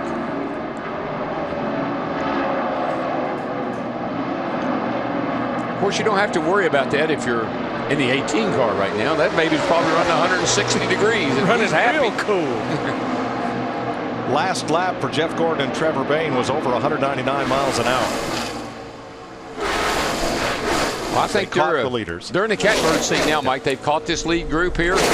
Jeff Gordon will keep them right there, and good combination. Donnie Wingo, the crew chief on the 21 car, is kind of a veteran of the sport. Young man like Trevor Bayne, I like that combination. We're seeing in the straightaways what we saw yesterday in practice, where the car pushing is pushing with the left half of their front bumper and putting the right half out in the wind to try to get some clean air to that radiator. Yeah, and again, as we said in the first race, these cars are skewed a little to the left anyway. The rears of them are, because you want that at Daytona and Talladega. So when you do put that nose out to the right, you got a lot of room out there to pick up some air. You know, Mike, Kyle Busch played in that NFL celebrity football game in Dallas on Super Bowl weekend. You know what his biggest concern was? Not to embarrass himself. Something he won't do on a racetrack, that's for sure. Kyle Busch in the 18 won 24 races across NASCAR's top 3 series last year. First in that class by a wide margin. And he's going to lose the lead to Carl Edwards and Greg Biffle as Edwards puts the 99 in the wind. That's a potent combination too. Those two teammates working together. At the transfer spot, 18 and 1 separated. You stalled out that one. Nice little move.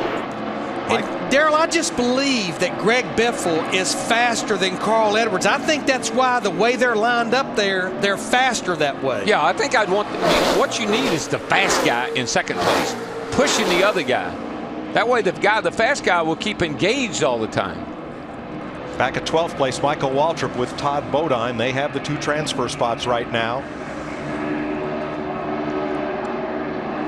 And we couldn't do this a year ago down here, July down here last year. You couldn't do what these guys are doing today until they repaved this racetrack, took all the bumps out of it. This track's got more grip than Spider-Man right now, I'm telling you.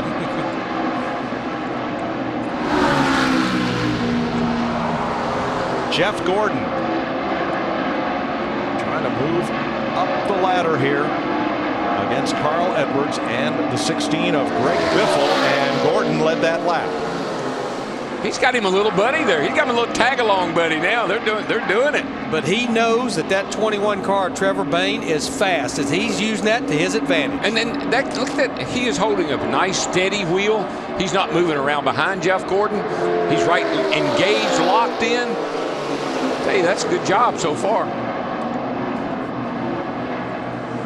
See the 16 and the 21 both tucking out to the right there to get a little air in those radiators so they don't get too hot. Jeff Gordon ran his first Sprint Cup race the year Trevor Bayne was born. And there they are battling for the lead. Well, they're going to have a lot of company here in just a second. And here they come right up through the middle. Whoop. Whoa! Goes for a ride. I think he's going to save it. Caution is out. Nice save by Joey Logano.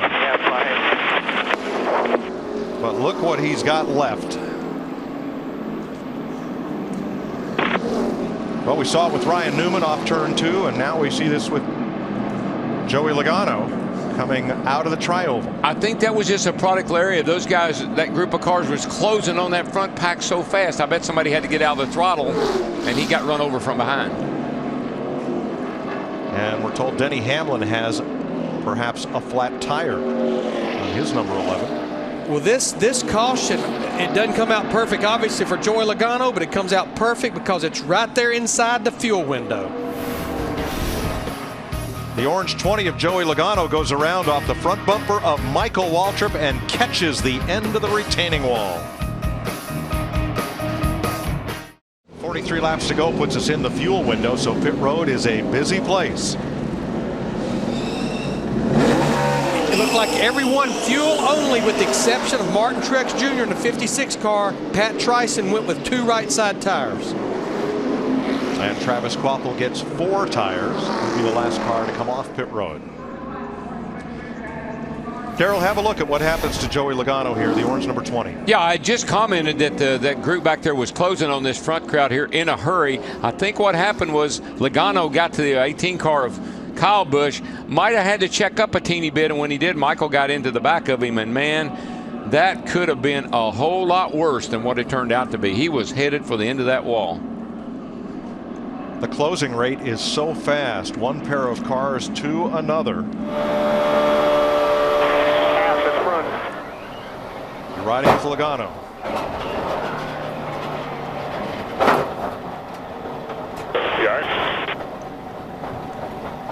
And next, our Fox Exmo camera, our extreme slow motion camera. You saw good use of it at the Super Bowl, and here it is. See, what happened was Logano was going to try to drive out from behind Kyle Busch. He started to go to the inside of Kyle Busch, and Michael was laying right up against him. Just that turning out from behind Kyle and Michael pushing him got him around sideways, got the 20 car around sideways, and off the track he went. So pit stops for fuel, and we'll be back to Daytona International Speedway and the Gatorade Duel.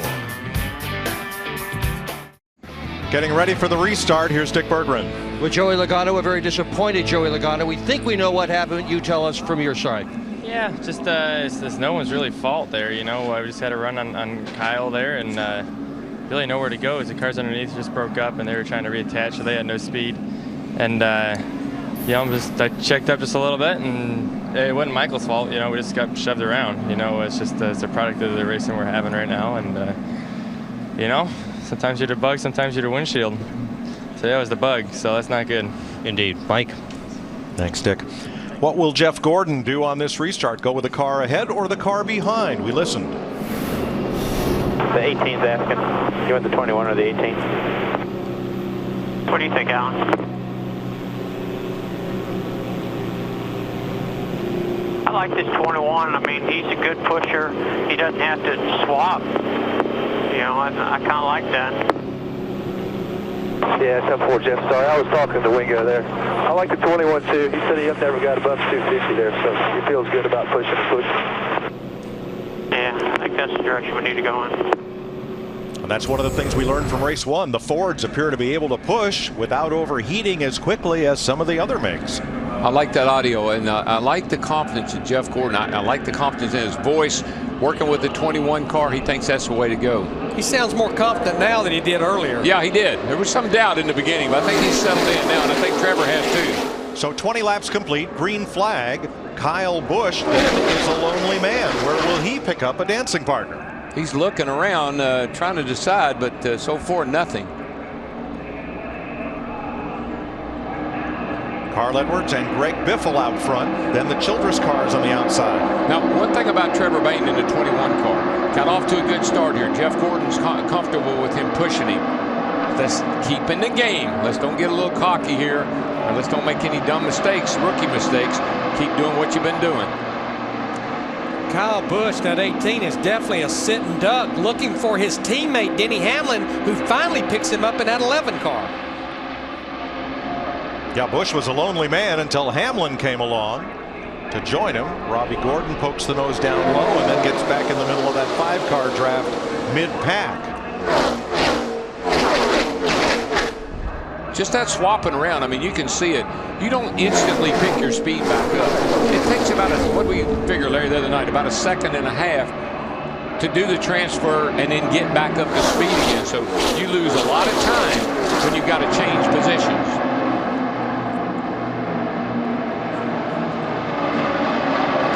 Trying to bring Jeff Burton back to the front on the high side, and Trevor Bayne has lost Jeff Gordon, lost touch with the 24. I think Bayne got a little loose getting in that corner because those cars were to his outside, and it loosened him up just a skosh. He had to get out of the gas, but he's right back on it. And that will cost them. They will fall to 7th and 8th place as Rudeman and Waltrip go by.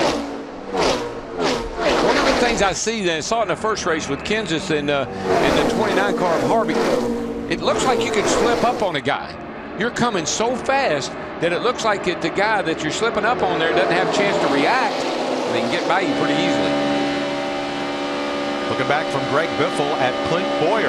Biffle is teamed up with his Roush Fenway teammate Carl Edwards, and they may lose the lead to this pair of Chevys on the inside. Got to be on the bottom, man. That's one thing I've seen it time and time again. That inside lane really is the fastest. But here comes David Rudeman, and that 0-0 being pushed by his teammate and owner Michael Waltrip in the 15. Got to watch out here, but the 21 car, if he happens to have to get up out of the gas at all, they're so close together they'll run over each other. You need a little space if you can afford to, if you can give it up. Matt?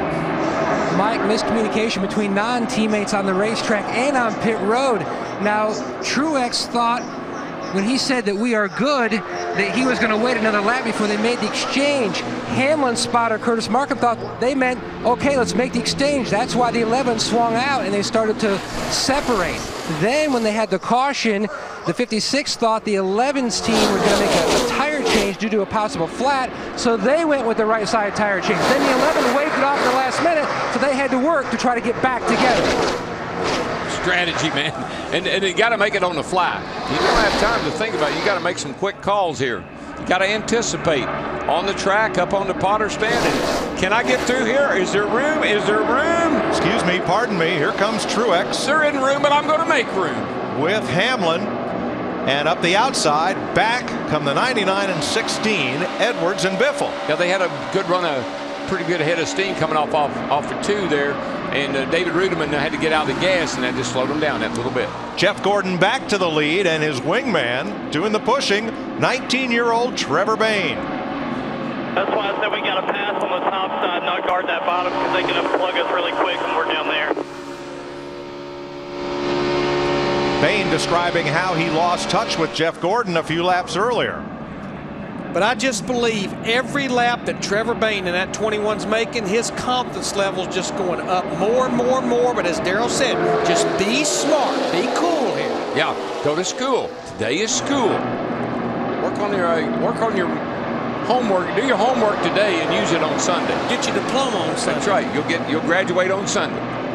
Right now the transfer spots are Michael Waltrip in the 15 and Derek Cope in the 64, running 13th. With David Reagan. They are in position to race their way into the 500. Derek Cope, of course, won the Daytona 500 back in 1990.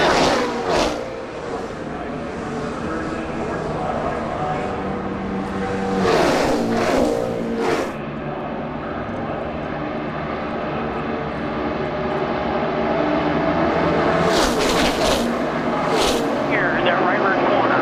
But that 21, I want to know. 10-4, they're getting very close to the right rear right now. Outside him, outside him, outside him. Jeff Gordon needing help finding those 2 Toyotas. Here they come at the top of the racetrack. Truex, Hamlin, and behind them the Chevys of Boyer and Burton. But here come those 2 Roush Fenway cars taking a look to the inside. Carl Edwards and Greg Biffle. Bayne shuts the door on them. But Darrell, that was interesting. Jeff Gordon was telling his spotter Jeff Dickerson the same thing that Matt Kenseth said in the first dual race. Don't tell me when they're at my quarter panel. Tell me when they're at my pusher's quarter panel. Truex lost touch with the 11 of Hamlin, and back they go. Ooh, look at Carl Edwards. These cars are the hardest to drive and hardest to hang on to. Actually going in a straight line. They're a little looser going down the straightaway than they are in the corner when they have all the grip and downforce. And Boyer made the exchange with Burton, putting the 31 in front of the 33. You see how much it cost them. Now, you know something I don't understand in the Budweiser shootout. The 31 car and the 33 decided they didn't like working together.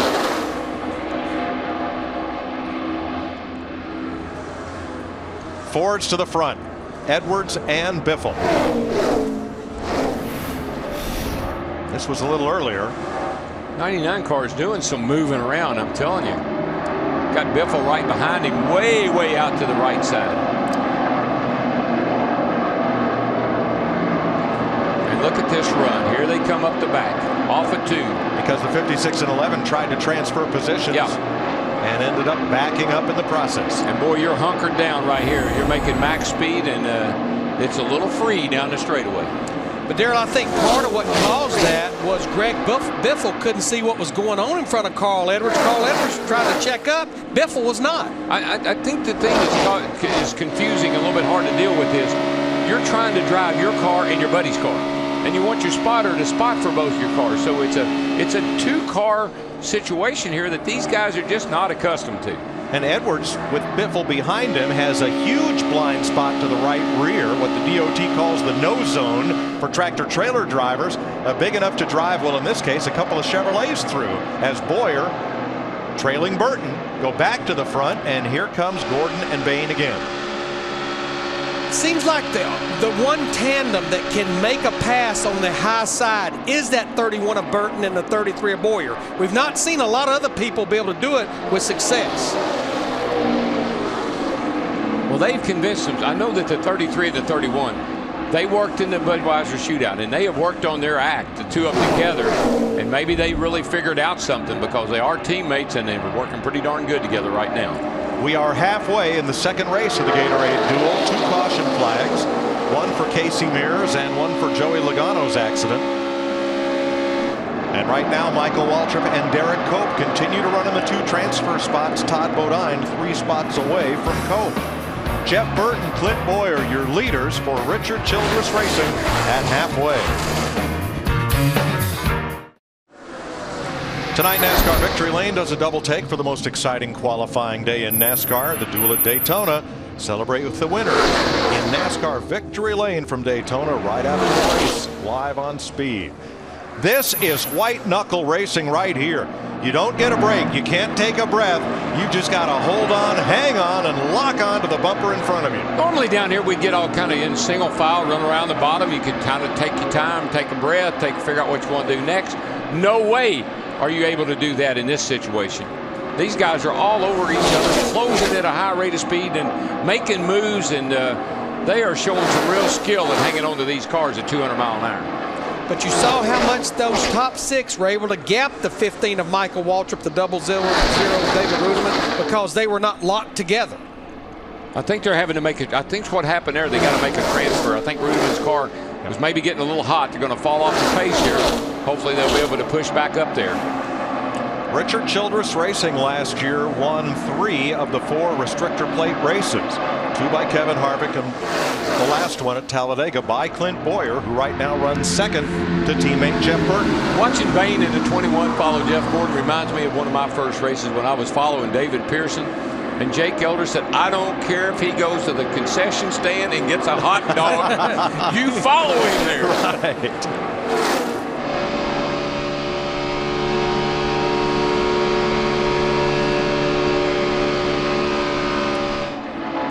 Jeff Hammond. Mike, what I'm noticing here in this second race, totally different than the first race. If you notice, we do have teammates working together, showing teamwork.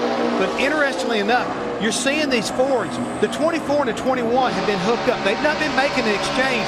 But Trevor Bain fades to the outside, gets air to that engine, keeps it cool enough to stay hooked into the 24. And the 33, 31, they're doing the same thing along with the 16 and 99. A little bit different than we've seen in the past. And every time you make an exchange, you lose a lot of ground. These front 4, they figured it out. See, look Jeff, at this. Gordon and Bain have proven that they too can pass on the outside. And I think what Jeff Gordon knew from the drop of the green flag, that 21 will stay behind me and he can push and doesn't have to pull out. He saw that in that first race with Kenseth and the guys in the Fords in the first race. He figured that out before they ever dropped the green flag, and he has not let that kid get away from him. Whoa, that's close. Steve. Well, Mike, the other thing that Jeff Gordon has learned is that for them to run at their absolute peak efficiency, they need to stay up on the high side. Gordon's spotter, Jeff Dickerson, noted that if they dropped to the bottom at all, the 21 would start to stall out. Good point. Well, that's a handling thing. You know, they probably got that 21 car. Donnie Wingo, the crew chief, might have that car just a little snug for security. And running a higher line will not bog it down so much in the corners.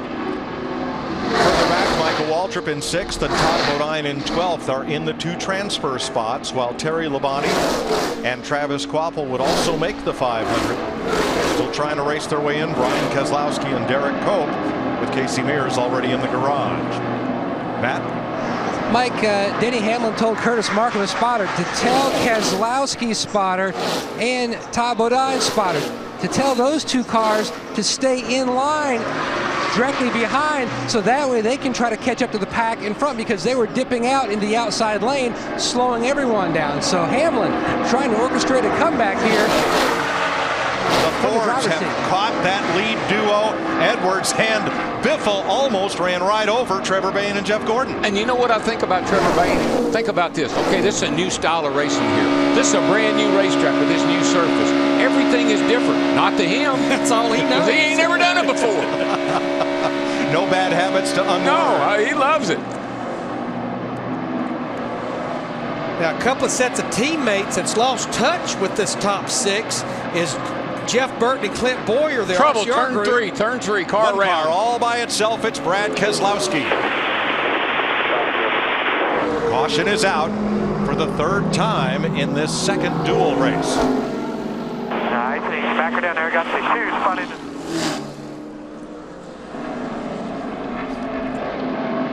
Like he got away with minimum damage to that car.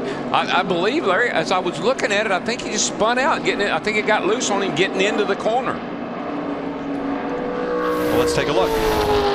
Going down the back here with Todd Bodine pushing.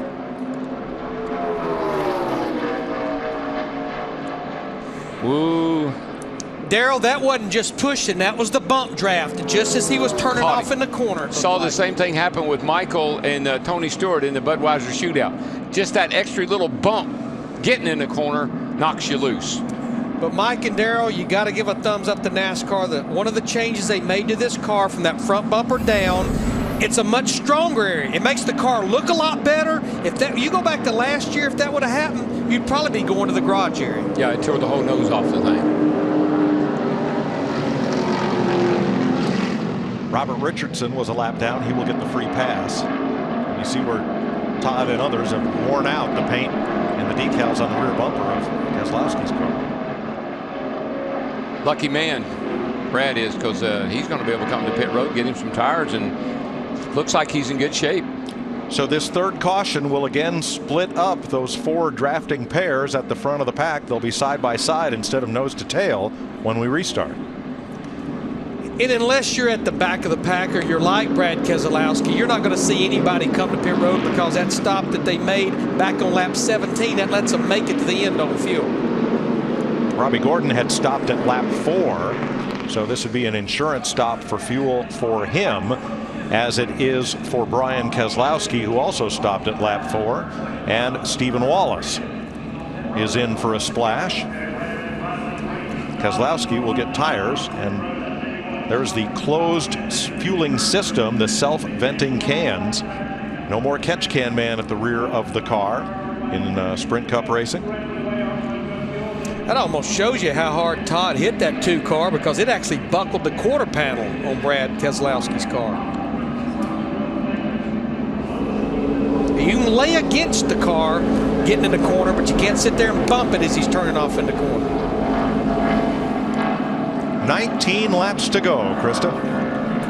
Well, Mike, we're still seeing those 2-car tandems, but Jeff, we're seeing it in a little different fashion in race number 2 than we saw in race number 1. Well, I think Darrell Waltrip pointed it out. You know, Jeff Gordon went to school. He watched what went on in that first race. He's now perfected a couple things, and he's asked that rookie, Trevor Bayne, to get behind me, stay with me. The Fords seem like they can keep theirs cooler, stay hooked up longer. All of these things are here as we continue to learn. We talked about learning in the first race. This is what's going on here, and I think this is going to be interesting, because all of this is just making it better for the 500. It shows them, hey, we can run these tandems longer. We can make some exciting racing. We're definitely seeing it here in the second race. And Steve Burns has more on the leader of this race. Chris had just heard Jeff Gordon talking about his strategy. He told Alan Gustafson, I'm going to take the outside line, then shoot down low. Alan Gustafson said 10-4, got a message from the 21 car, Trevor Bayne. Drag your brake a little bit when you get to turn 2. Mike Joy. Thanks, Steve. Getting set for the restart. We'll see if everybody can pair up as they were, or will they have new drafting partners?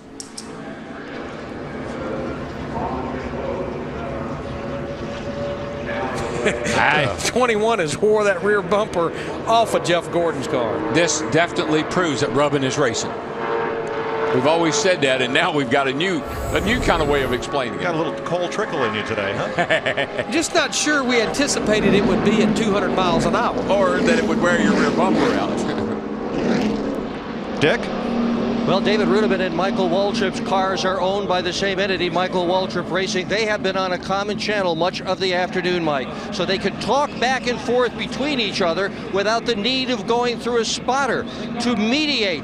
If 2 guys are from different teams, they don't have each other's channel necessary in the same car, and that has been an enormous help to these 2 guys and has helped keep them up front all afternoon. Thanks, Dick. Waltrip there in the 15, 2-time winner of the 500. He is in position to qualify, as is Todd Bodine in the 60, running in 11th. They have the 2 transfer spots. Tomorrow, the world's toughest truckers hit the high banks of Daytona for their season opener. Don't miss the NASCAR Camping World Truck Series tomorrow at 7 p.m. Eastern, live right here on Speed. Man, we got us a little shootout here. 20 laps, 18 now. Should be good. Jeff Gordon, the most recent of 7 different leaders, 16 lead changes. Clint Boyer and Carl Edwards have tied for the most laps led with 10 apiece. Out of the race, Casey Mears, engine trouble, and Joey Logano walked away from a crash back at lap 17. Now this is the same two cars that started this race on the front row, and remember, Jeff Gordon immediately dove over and picked up the 21 car. We'll see how that works out this time. Again, the leader elects the outside for the restart. They will come to the green flag with 17 laps to go. If Bain's smart, he'll let Jeff get he's got to get to the line first, but he'll let Jeff drop in front of him and they'll hook right back up. There's the green flag. And Gordon gets a good jump. Bain did exactly right. Now Jeff should be able to pull down right there, and away they go. And everybody's hooked right back together again. Edwards and Biffle coming on the outside. And coming up on the inside, the two Childress cars, 5th and 6th. And there's always just enough room to squeeze through the middle. You hope. And there's Hamlin all by himself in the 11. Kyle Busch coming up to help. Boy, the 24 and the 21, same thing they did on the start of the race. Fell all the way back to mid-pack, and this is not a good time to be falling back. Daryl, it's almost like on a restart, the inside line does not work as they're getting up to speed. Yikes! Travis Kvapil into the transfer spot as they jostle around. Todd Bodine got kicked back a bit, and now Bodine on the bottom gets that spot back. And wow, that's a wad of cars right there, all going all over the place. Todd Bodine and Michael Waltrip now with the transfer positions, the 60 and the 15. Kvapil to the middle, coming up against Bain. Here comes the 38. He's got to gain 2 more cars to get that spot away from Todd Bodine, and the middle lane stalls out. He can't do it. But I was seeing that 1 car continuing to push that 6 car of David Reagan. He was about to run out of room. There was no room to push him any further. Oh, man, come on, Jeff. Watch that 60 car. You got to get hooked up there straight. Got to get him out. Oh, he's going to get him. Shuffle him out of the way. That's what he was trying to do. Shuffle him out of the way. And there goes the yellow and blue number 38 of Kvapil. He has passed Todd Bodine. He's moved into position to get in the 500. Boy, Jeff Gordon won it out from behind that 60 car in a big kind of way, and he forced his way under it. And the 92 of Brian Keselowski, Brad's older brother. Little brother giving him a push. Brian's in a spot to make the 500 now. There are the 2 transfer cars. Terry Labonte in the 32 also trying to race his way in. And the good news for those guys are they're starting to separate themselves from some of the cars they're racing with. Brian Keselowski right now looking pretty darn good with his brother in tow. Back up front, though, the 2 RCR cars, the 31 and the 33, battling for the lead with the 2 Roush Fenway group on the bottom.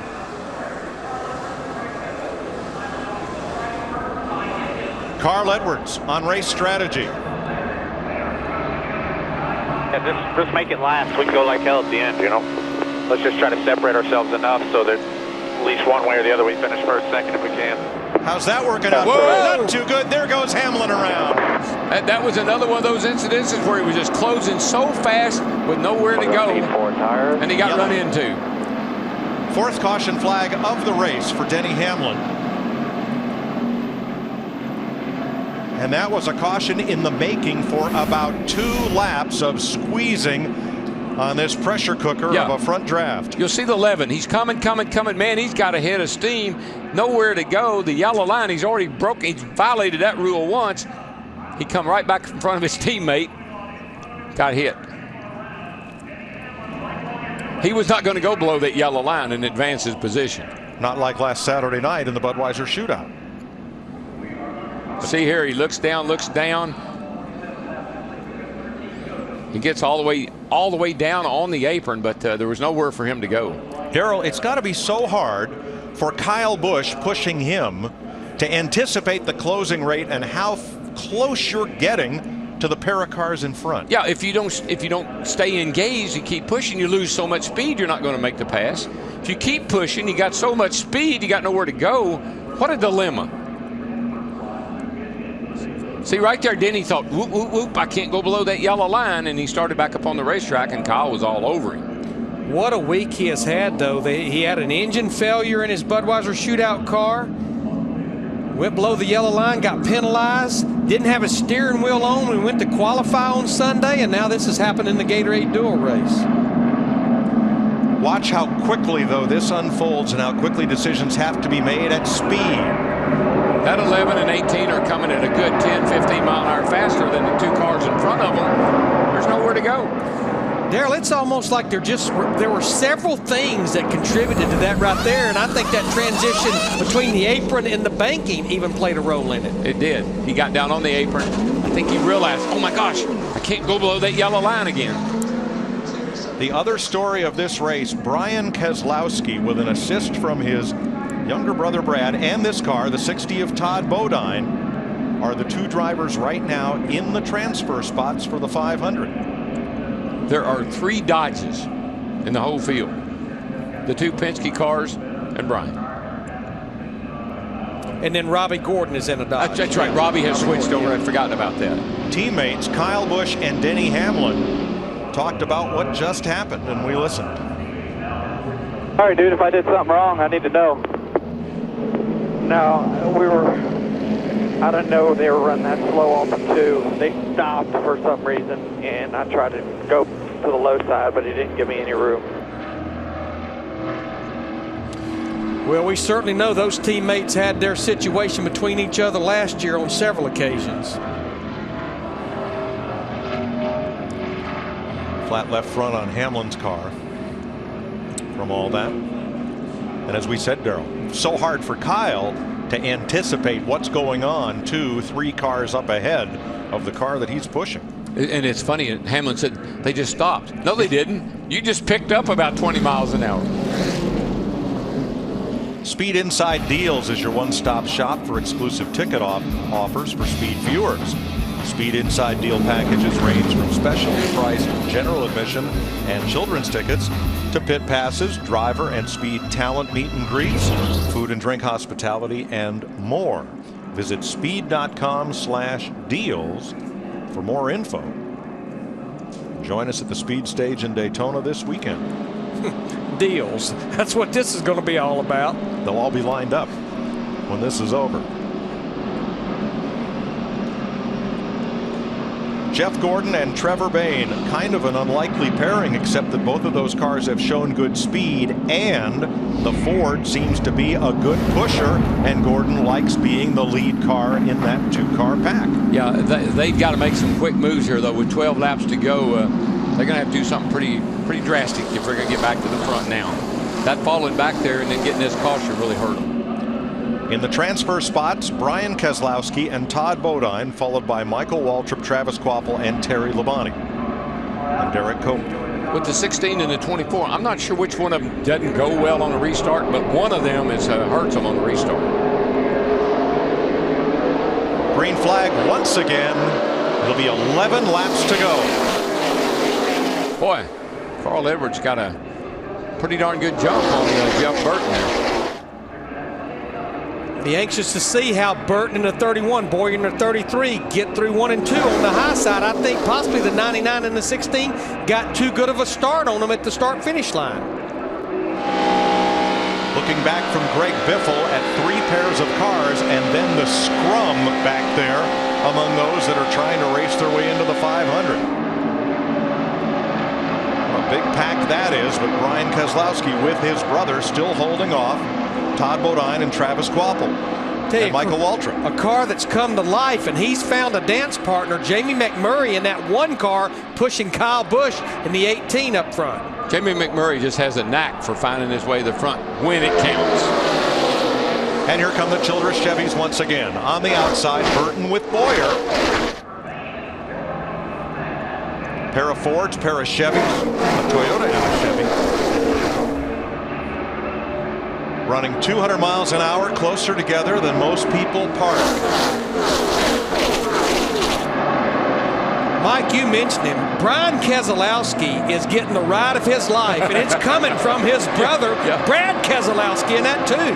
Well, I don't know if he's enjoying it or not, but it's sure paying off for him right now. Their dad owns Brian's race car. It is a Dodge. They do get engines and technology from Penske. They are, in a sense, teammates. Got a big battle here between these first 6 guys. Darrell, it's almost like, though, McMurray, maybe it's for overheating in the 1. He can't stay hooked to Kyle Busch in that 18.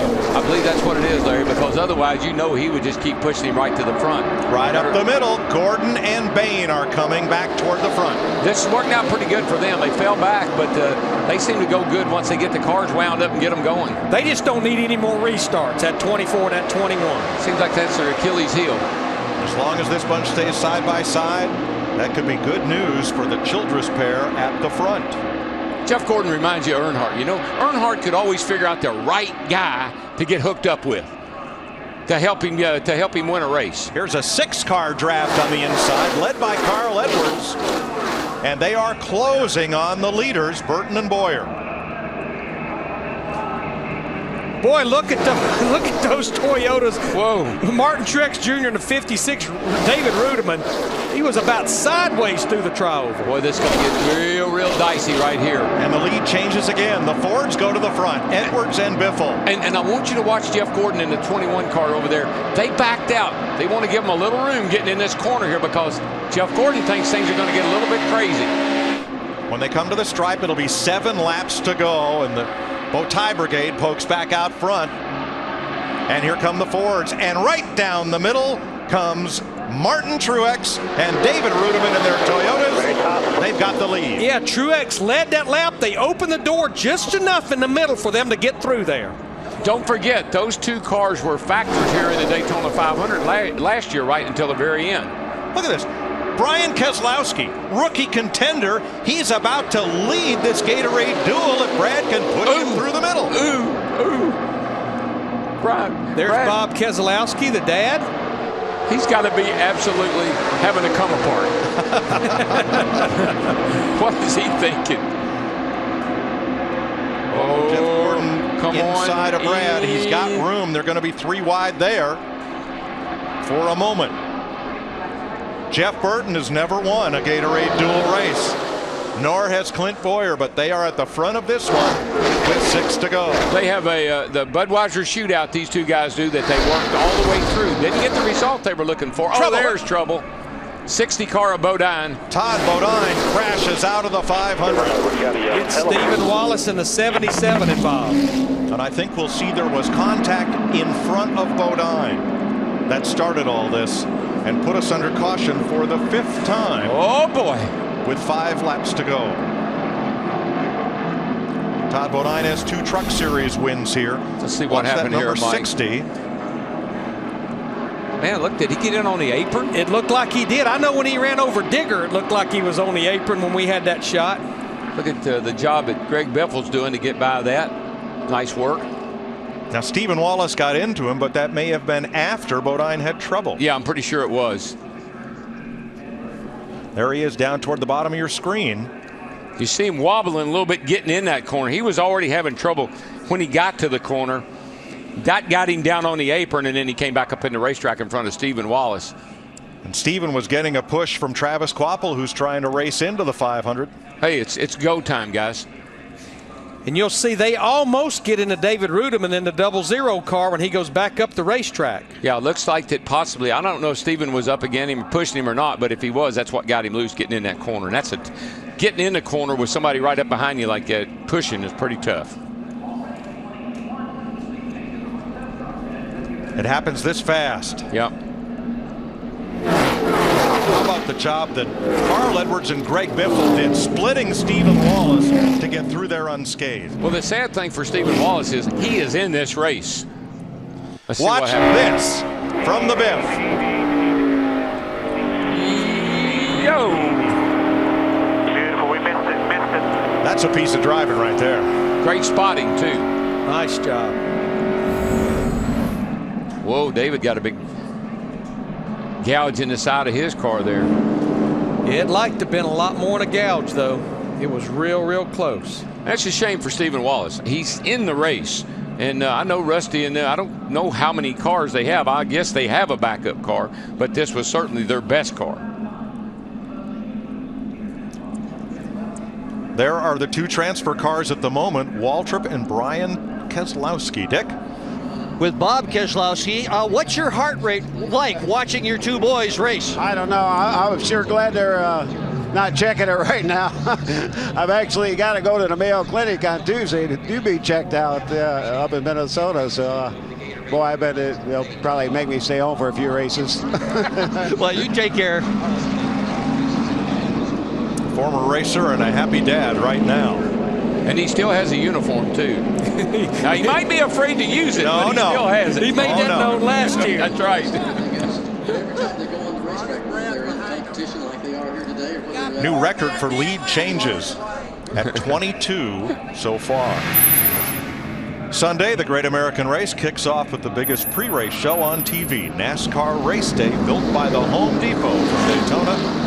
It all starts Sunday at 9 Eastern, live here on Speed.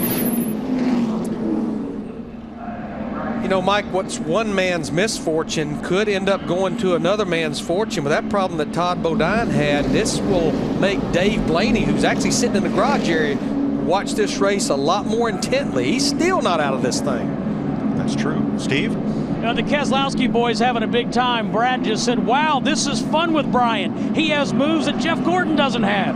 It seems everyone has a partner, so we're going to stay together. You got to be pretty impressed with the work that the Dodge camp has done. They only have 4 Dodges down here. They won the first duel, and here they've got these 2 sitting there running right there inside the top 10. Brian Keselowski and Andy Lally right now the announced candidates for Rookie of the Year. The captain builds a good ship, I can tell you. Roger Penske, yes. So Burton and Boyer side by side. 2 Chevys leading 2 Toyotas, Kyle Busch and Michael Waltrip. Brian Keselowski's Dodge with Jeff Gordon. Then Brad Keselowski with Trevor Bayne. And you saw what happened to Edwards and Biffle. They were leading this race moments ago. They're going to restart 14th and 15th. They're in the Wayback Machine. Of course, the Keselowskis are out there on the racetrack, brothers racing together. And there I just noticed Michael's up there in the 4th spot. Pretty darn good run for him, too. When they cross the line under green, it will be 3 laps to go. Jeff Burton comes out, drops down to pick up Clint Boyer, and here comes Jeff Gordon on the outside. They are hooked up and coming.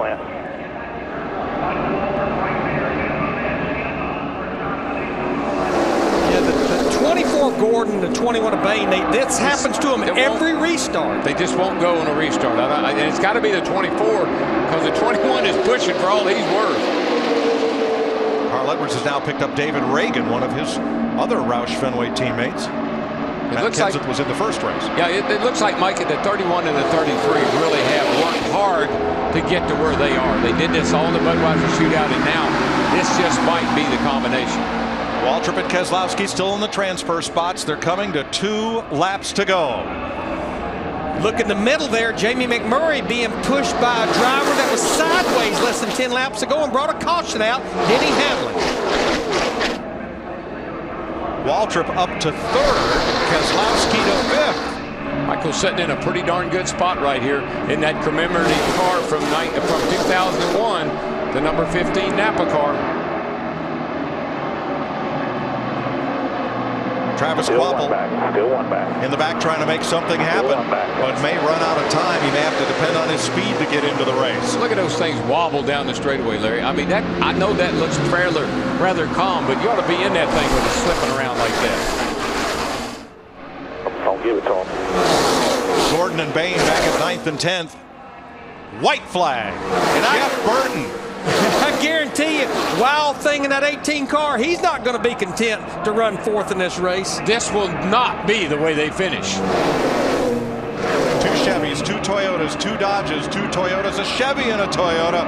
But on point, Jeff Burton trying for his first Daytona Speed Week's checkered flag. Clint Boyer locked on to him. I know Michael and Kyle would like to pull out, but they're afraid to.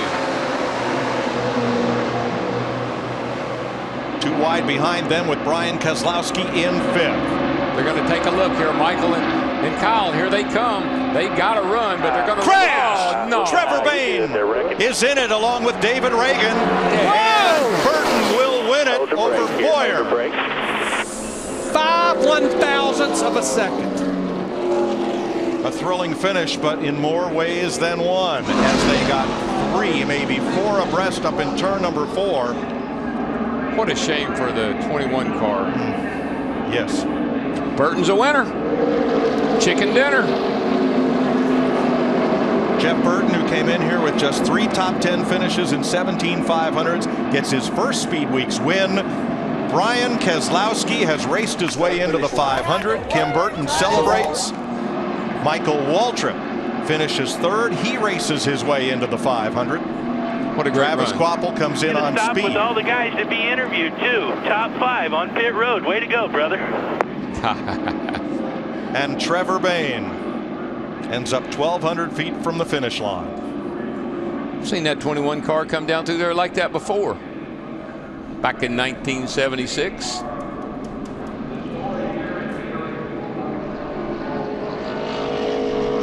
The mayor of the garage area, Jeff Burton, is going to victory lane.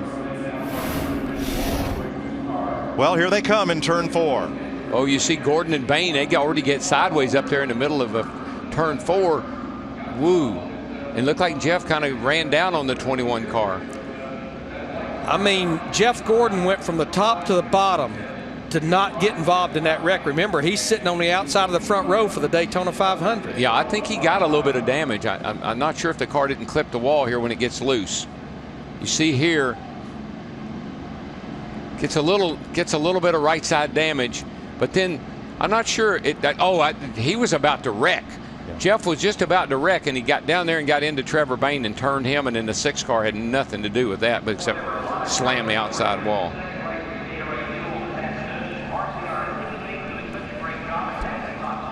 Bob Keselowski, longtime journeyman racer from Mount Clemens, Michigan. He has 2 sons in the Daytona 500.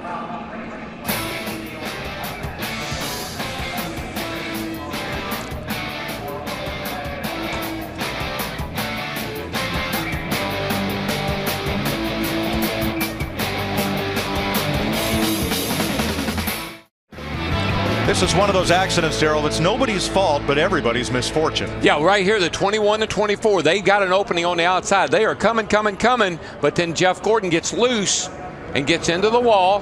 And right here, the 21 says, okay, I got to get out behind him. But Jeff's about to wreck. Jeff's getting ready to go down in the infield, and the 21 saved him. And David Reagan in the 6 was just a victim. Bad logistics. Meanwhile, Jeff Burton has won it. Clint Boyer 2nd, Michael Waltrip 3rd. He races in. Kyle Busch, Brian Keselowski gets the other race in position. Travis Quapple gets in on speed. Terry Labonte on the provisional. And I believe that'll put Dave Blaney in the race based on his qualifying speed as well. Steve Burns. Well, thank you, Mike. Jeff Burton climbs out of his Caterpillar Chevrolet, the Richard Childress Racing Stables. They've been strong, and Jeff douses his kids. Getting congratulations from his team members, including Todd Barrier. Jeff, you and Clint Boyer looked like you had a plan. You worked together. You guys have been strong since you've unloaded. Yeah, we really have. It's a shame 2 cars can't fit in here, because really, with the way this thing's going, it's really important to have somebody that's going to work with you. And Clint, Clint and I decided, we were just going to find each other early, and it worked out well for both of us. And I didn't know who won, but it was a good race. Your kids are sticky now. That's good. Now I know where they are. I do. For us, this is a great start. I mean, what went on with the Cat team last year was really frustrating, and to run as well as we did the other night, run as well as we did tonight, and get in victory lane, it means a great deal. And Cat deserves this. Chevrolet, SKF, Menards, everybody involved in this deal. And the Sprint Cup Series is going to be a strong year this year, and we're looking forward to it. Congratulations, Jeff. Thank you. Chris Devoda. Thanks, Steve. And we talked about in that first race, Jeff Hammond, how we saw so much teamwork, but not necessarily between teammates. Here was a case where the RCR cars had a plan and stuck to it. Yeah, again, I think everybody really paid attention in that first race, and they learned so many valuable little tidbits, and they applied it during the second race, and we saw a totally different, communication between the teammates showing teamwork. And again, it was kind of like a wow as far as this second race is concerned. We saw some great racing. Yeah, and we also saw the ultimate teammates working together. This is Brad Keselowski leaning into his brother Brian Keselowski's car. This right here is what racing is all about. We now, the Keselowski family, have worked together to be able to make all this here happen, Krista. And this right here shows the reward whenever two guys can work together. And this happened to be brothers. It's brotherly love. Dick Berggren has the heartwarming story. Indeed. Brian Keselowski said he didn't take a breath for the last 15 laps. You owe your brother. Yeah, in 1,000 ways right now. I mean, we wouldn't even have made it here if it wasn't for him. And when he had his accident, I'm not really sure what happened, but it put him back there with us just enough to make sure that he could get up behind us. And a couple times caution come out, he couldn't line up. We worked together, tried to get a hole, and he jacked me a couple sideways. But I mean, that's just this two-car draft. That's how it goes. And you just got to you can't lift and you can't stop for the guy in front of you. You're going to get wrecked by the guy behind you. So, I mean, I owe everything to everybody right now. It's Ernie Elliott for helping me with the motors, and Dodge for helping us on the car. And this is an old car. It's an old Evernham car built in 06. So, I mean, you know, the old dog just would not hunt all day long. And I'm like, dude, we just have no chance. But you get out in this draft at Daytona and you get a guy that knows what he's doing pushing you, and, man, he can get you to the front. Congratulations, you're in the Daytona 500. Matt.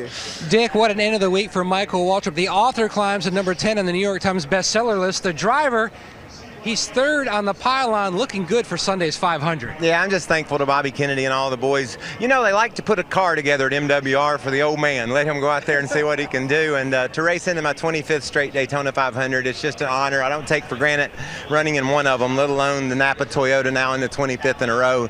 That's quite an honor, and I'm just blessed to be here. Thankful to have that number 15 on the side, and smiling a little bit when I see some of my buddies, and crying too over the life of our friend. But certainly am proud that we got a fast car and we can be up in the middle of all that mess. And the old man, and we're not talking Dick Berggren, looked pretty stout, especially looking ahead for Sunday, the Draft Master. Krista? Well, something Michael Waltrip has said many years is if he's in it, he feels like he can win it. Yep. And we heard Brian Keselowski basically saying he never thought he had a chance. Now he has a chance as well. It's unreal right there. Again, the exhilaration, the emotion you see when it comes to making the Daytona 500. It was all about what you learned today to apply on Sunday. Let's hear from Clint Boyer. Clint Boyer never left his wingman, but an interesting race one, race two. What did you learn to carry over to Sunday's 500? I don't know. Learned a lot of things. You know, I don't know if there'll be another rule change, but you know, it's everybody's trying. We want this to be, you know, the best Daytona 500 ever. Certainly spent a ton of money trying to make sure that it was. It was fun out there. Obviously, you always want to win, but the way they were making those runs there at the end and the caution kind of caught me off guard, and I probably should have made my move a little bit earlier, but, you know, certainly this isn't the one you want to win. Clint Boyer second in Duel 2. You heard him say you don't want to win this one. It's because it's all about the Gatorade G Series starting grid for the Daytona 500. We mentioned Dale Earnhardt Jr. will go to the rear. That means Kurt Busch, Jeff, will lead the field to green. Yeah, definitely be doing that. And I'm just wondering if the 24 cars got much damage. Will it have to go to the rear of the rear? I hope not. And we have seen today that no matter where you start, you drift to the back, you can make your way up to the front with a partner. Carl Edwards, he had some good drafting partnership with his Roush Fenway teammates. Had some good runs, and now at the same time he struggled along the way. But here's the guy I'm kind of like looking for. You got to give Trevor Bayne a big pat on the back. Young man that had a great 150. I don't think that wreck was his fault. Hopefully he can put it behind him and be a factor in the Daytona 500. A guy like Joey Logano, because of that wreck, will start towards the back. These are some of the guys. Terry Labonte, Joe Nemechuk. We're already in. Dave Blaney makes the field. There you see a lot of celebration down there. That's actually Kim Burton hugging Clint Boyer because he helped her husband to victory lane. Right. I get to buy me a new pair of shoes tonight. Thank you, Clint. And these are the drivers who leave upset, failing to qualify for the 53rd Daytona 500. That's the sad part of the day's racing. You saw the great emotion, all the exciting racing. Here's the guys who, you know, got to wait till next year.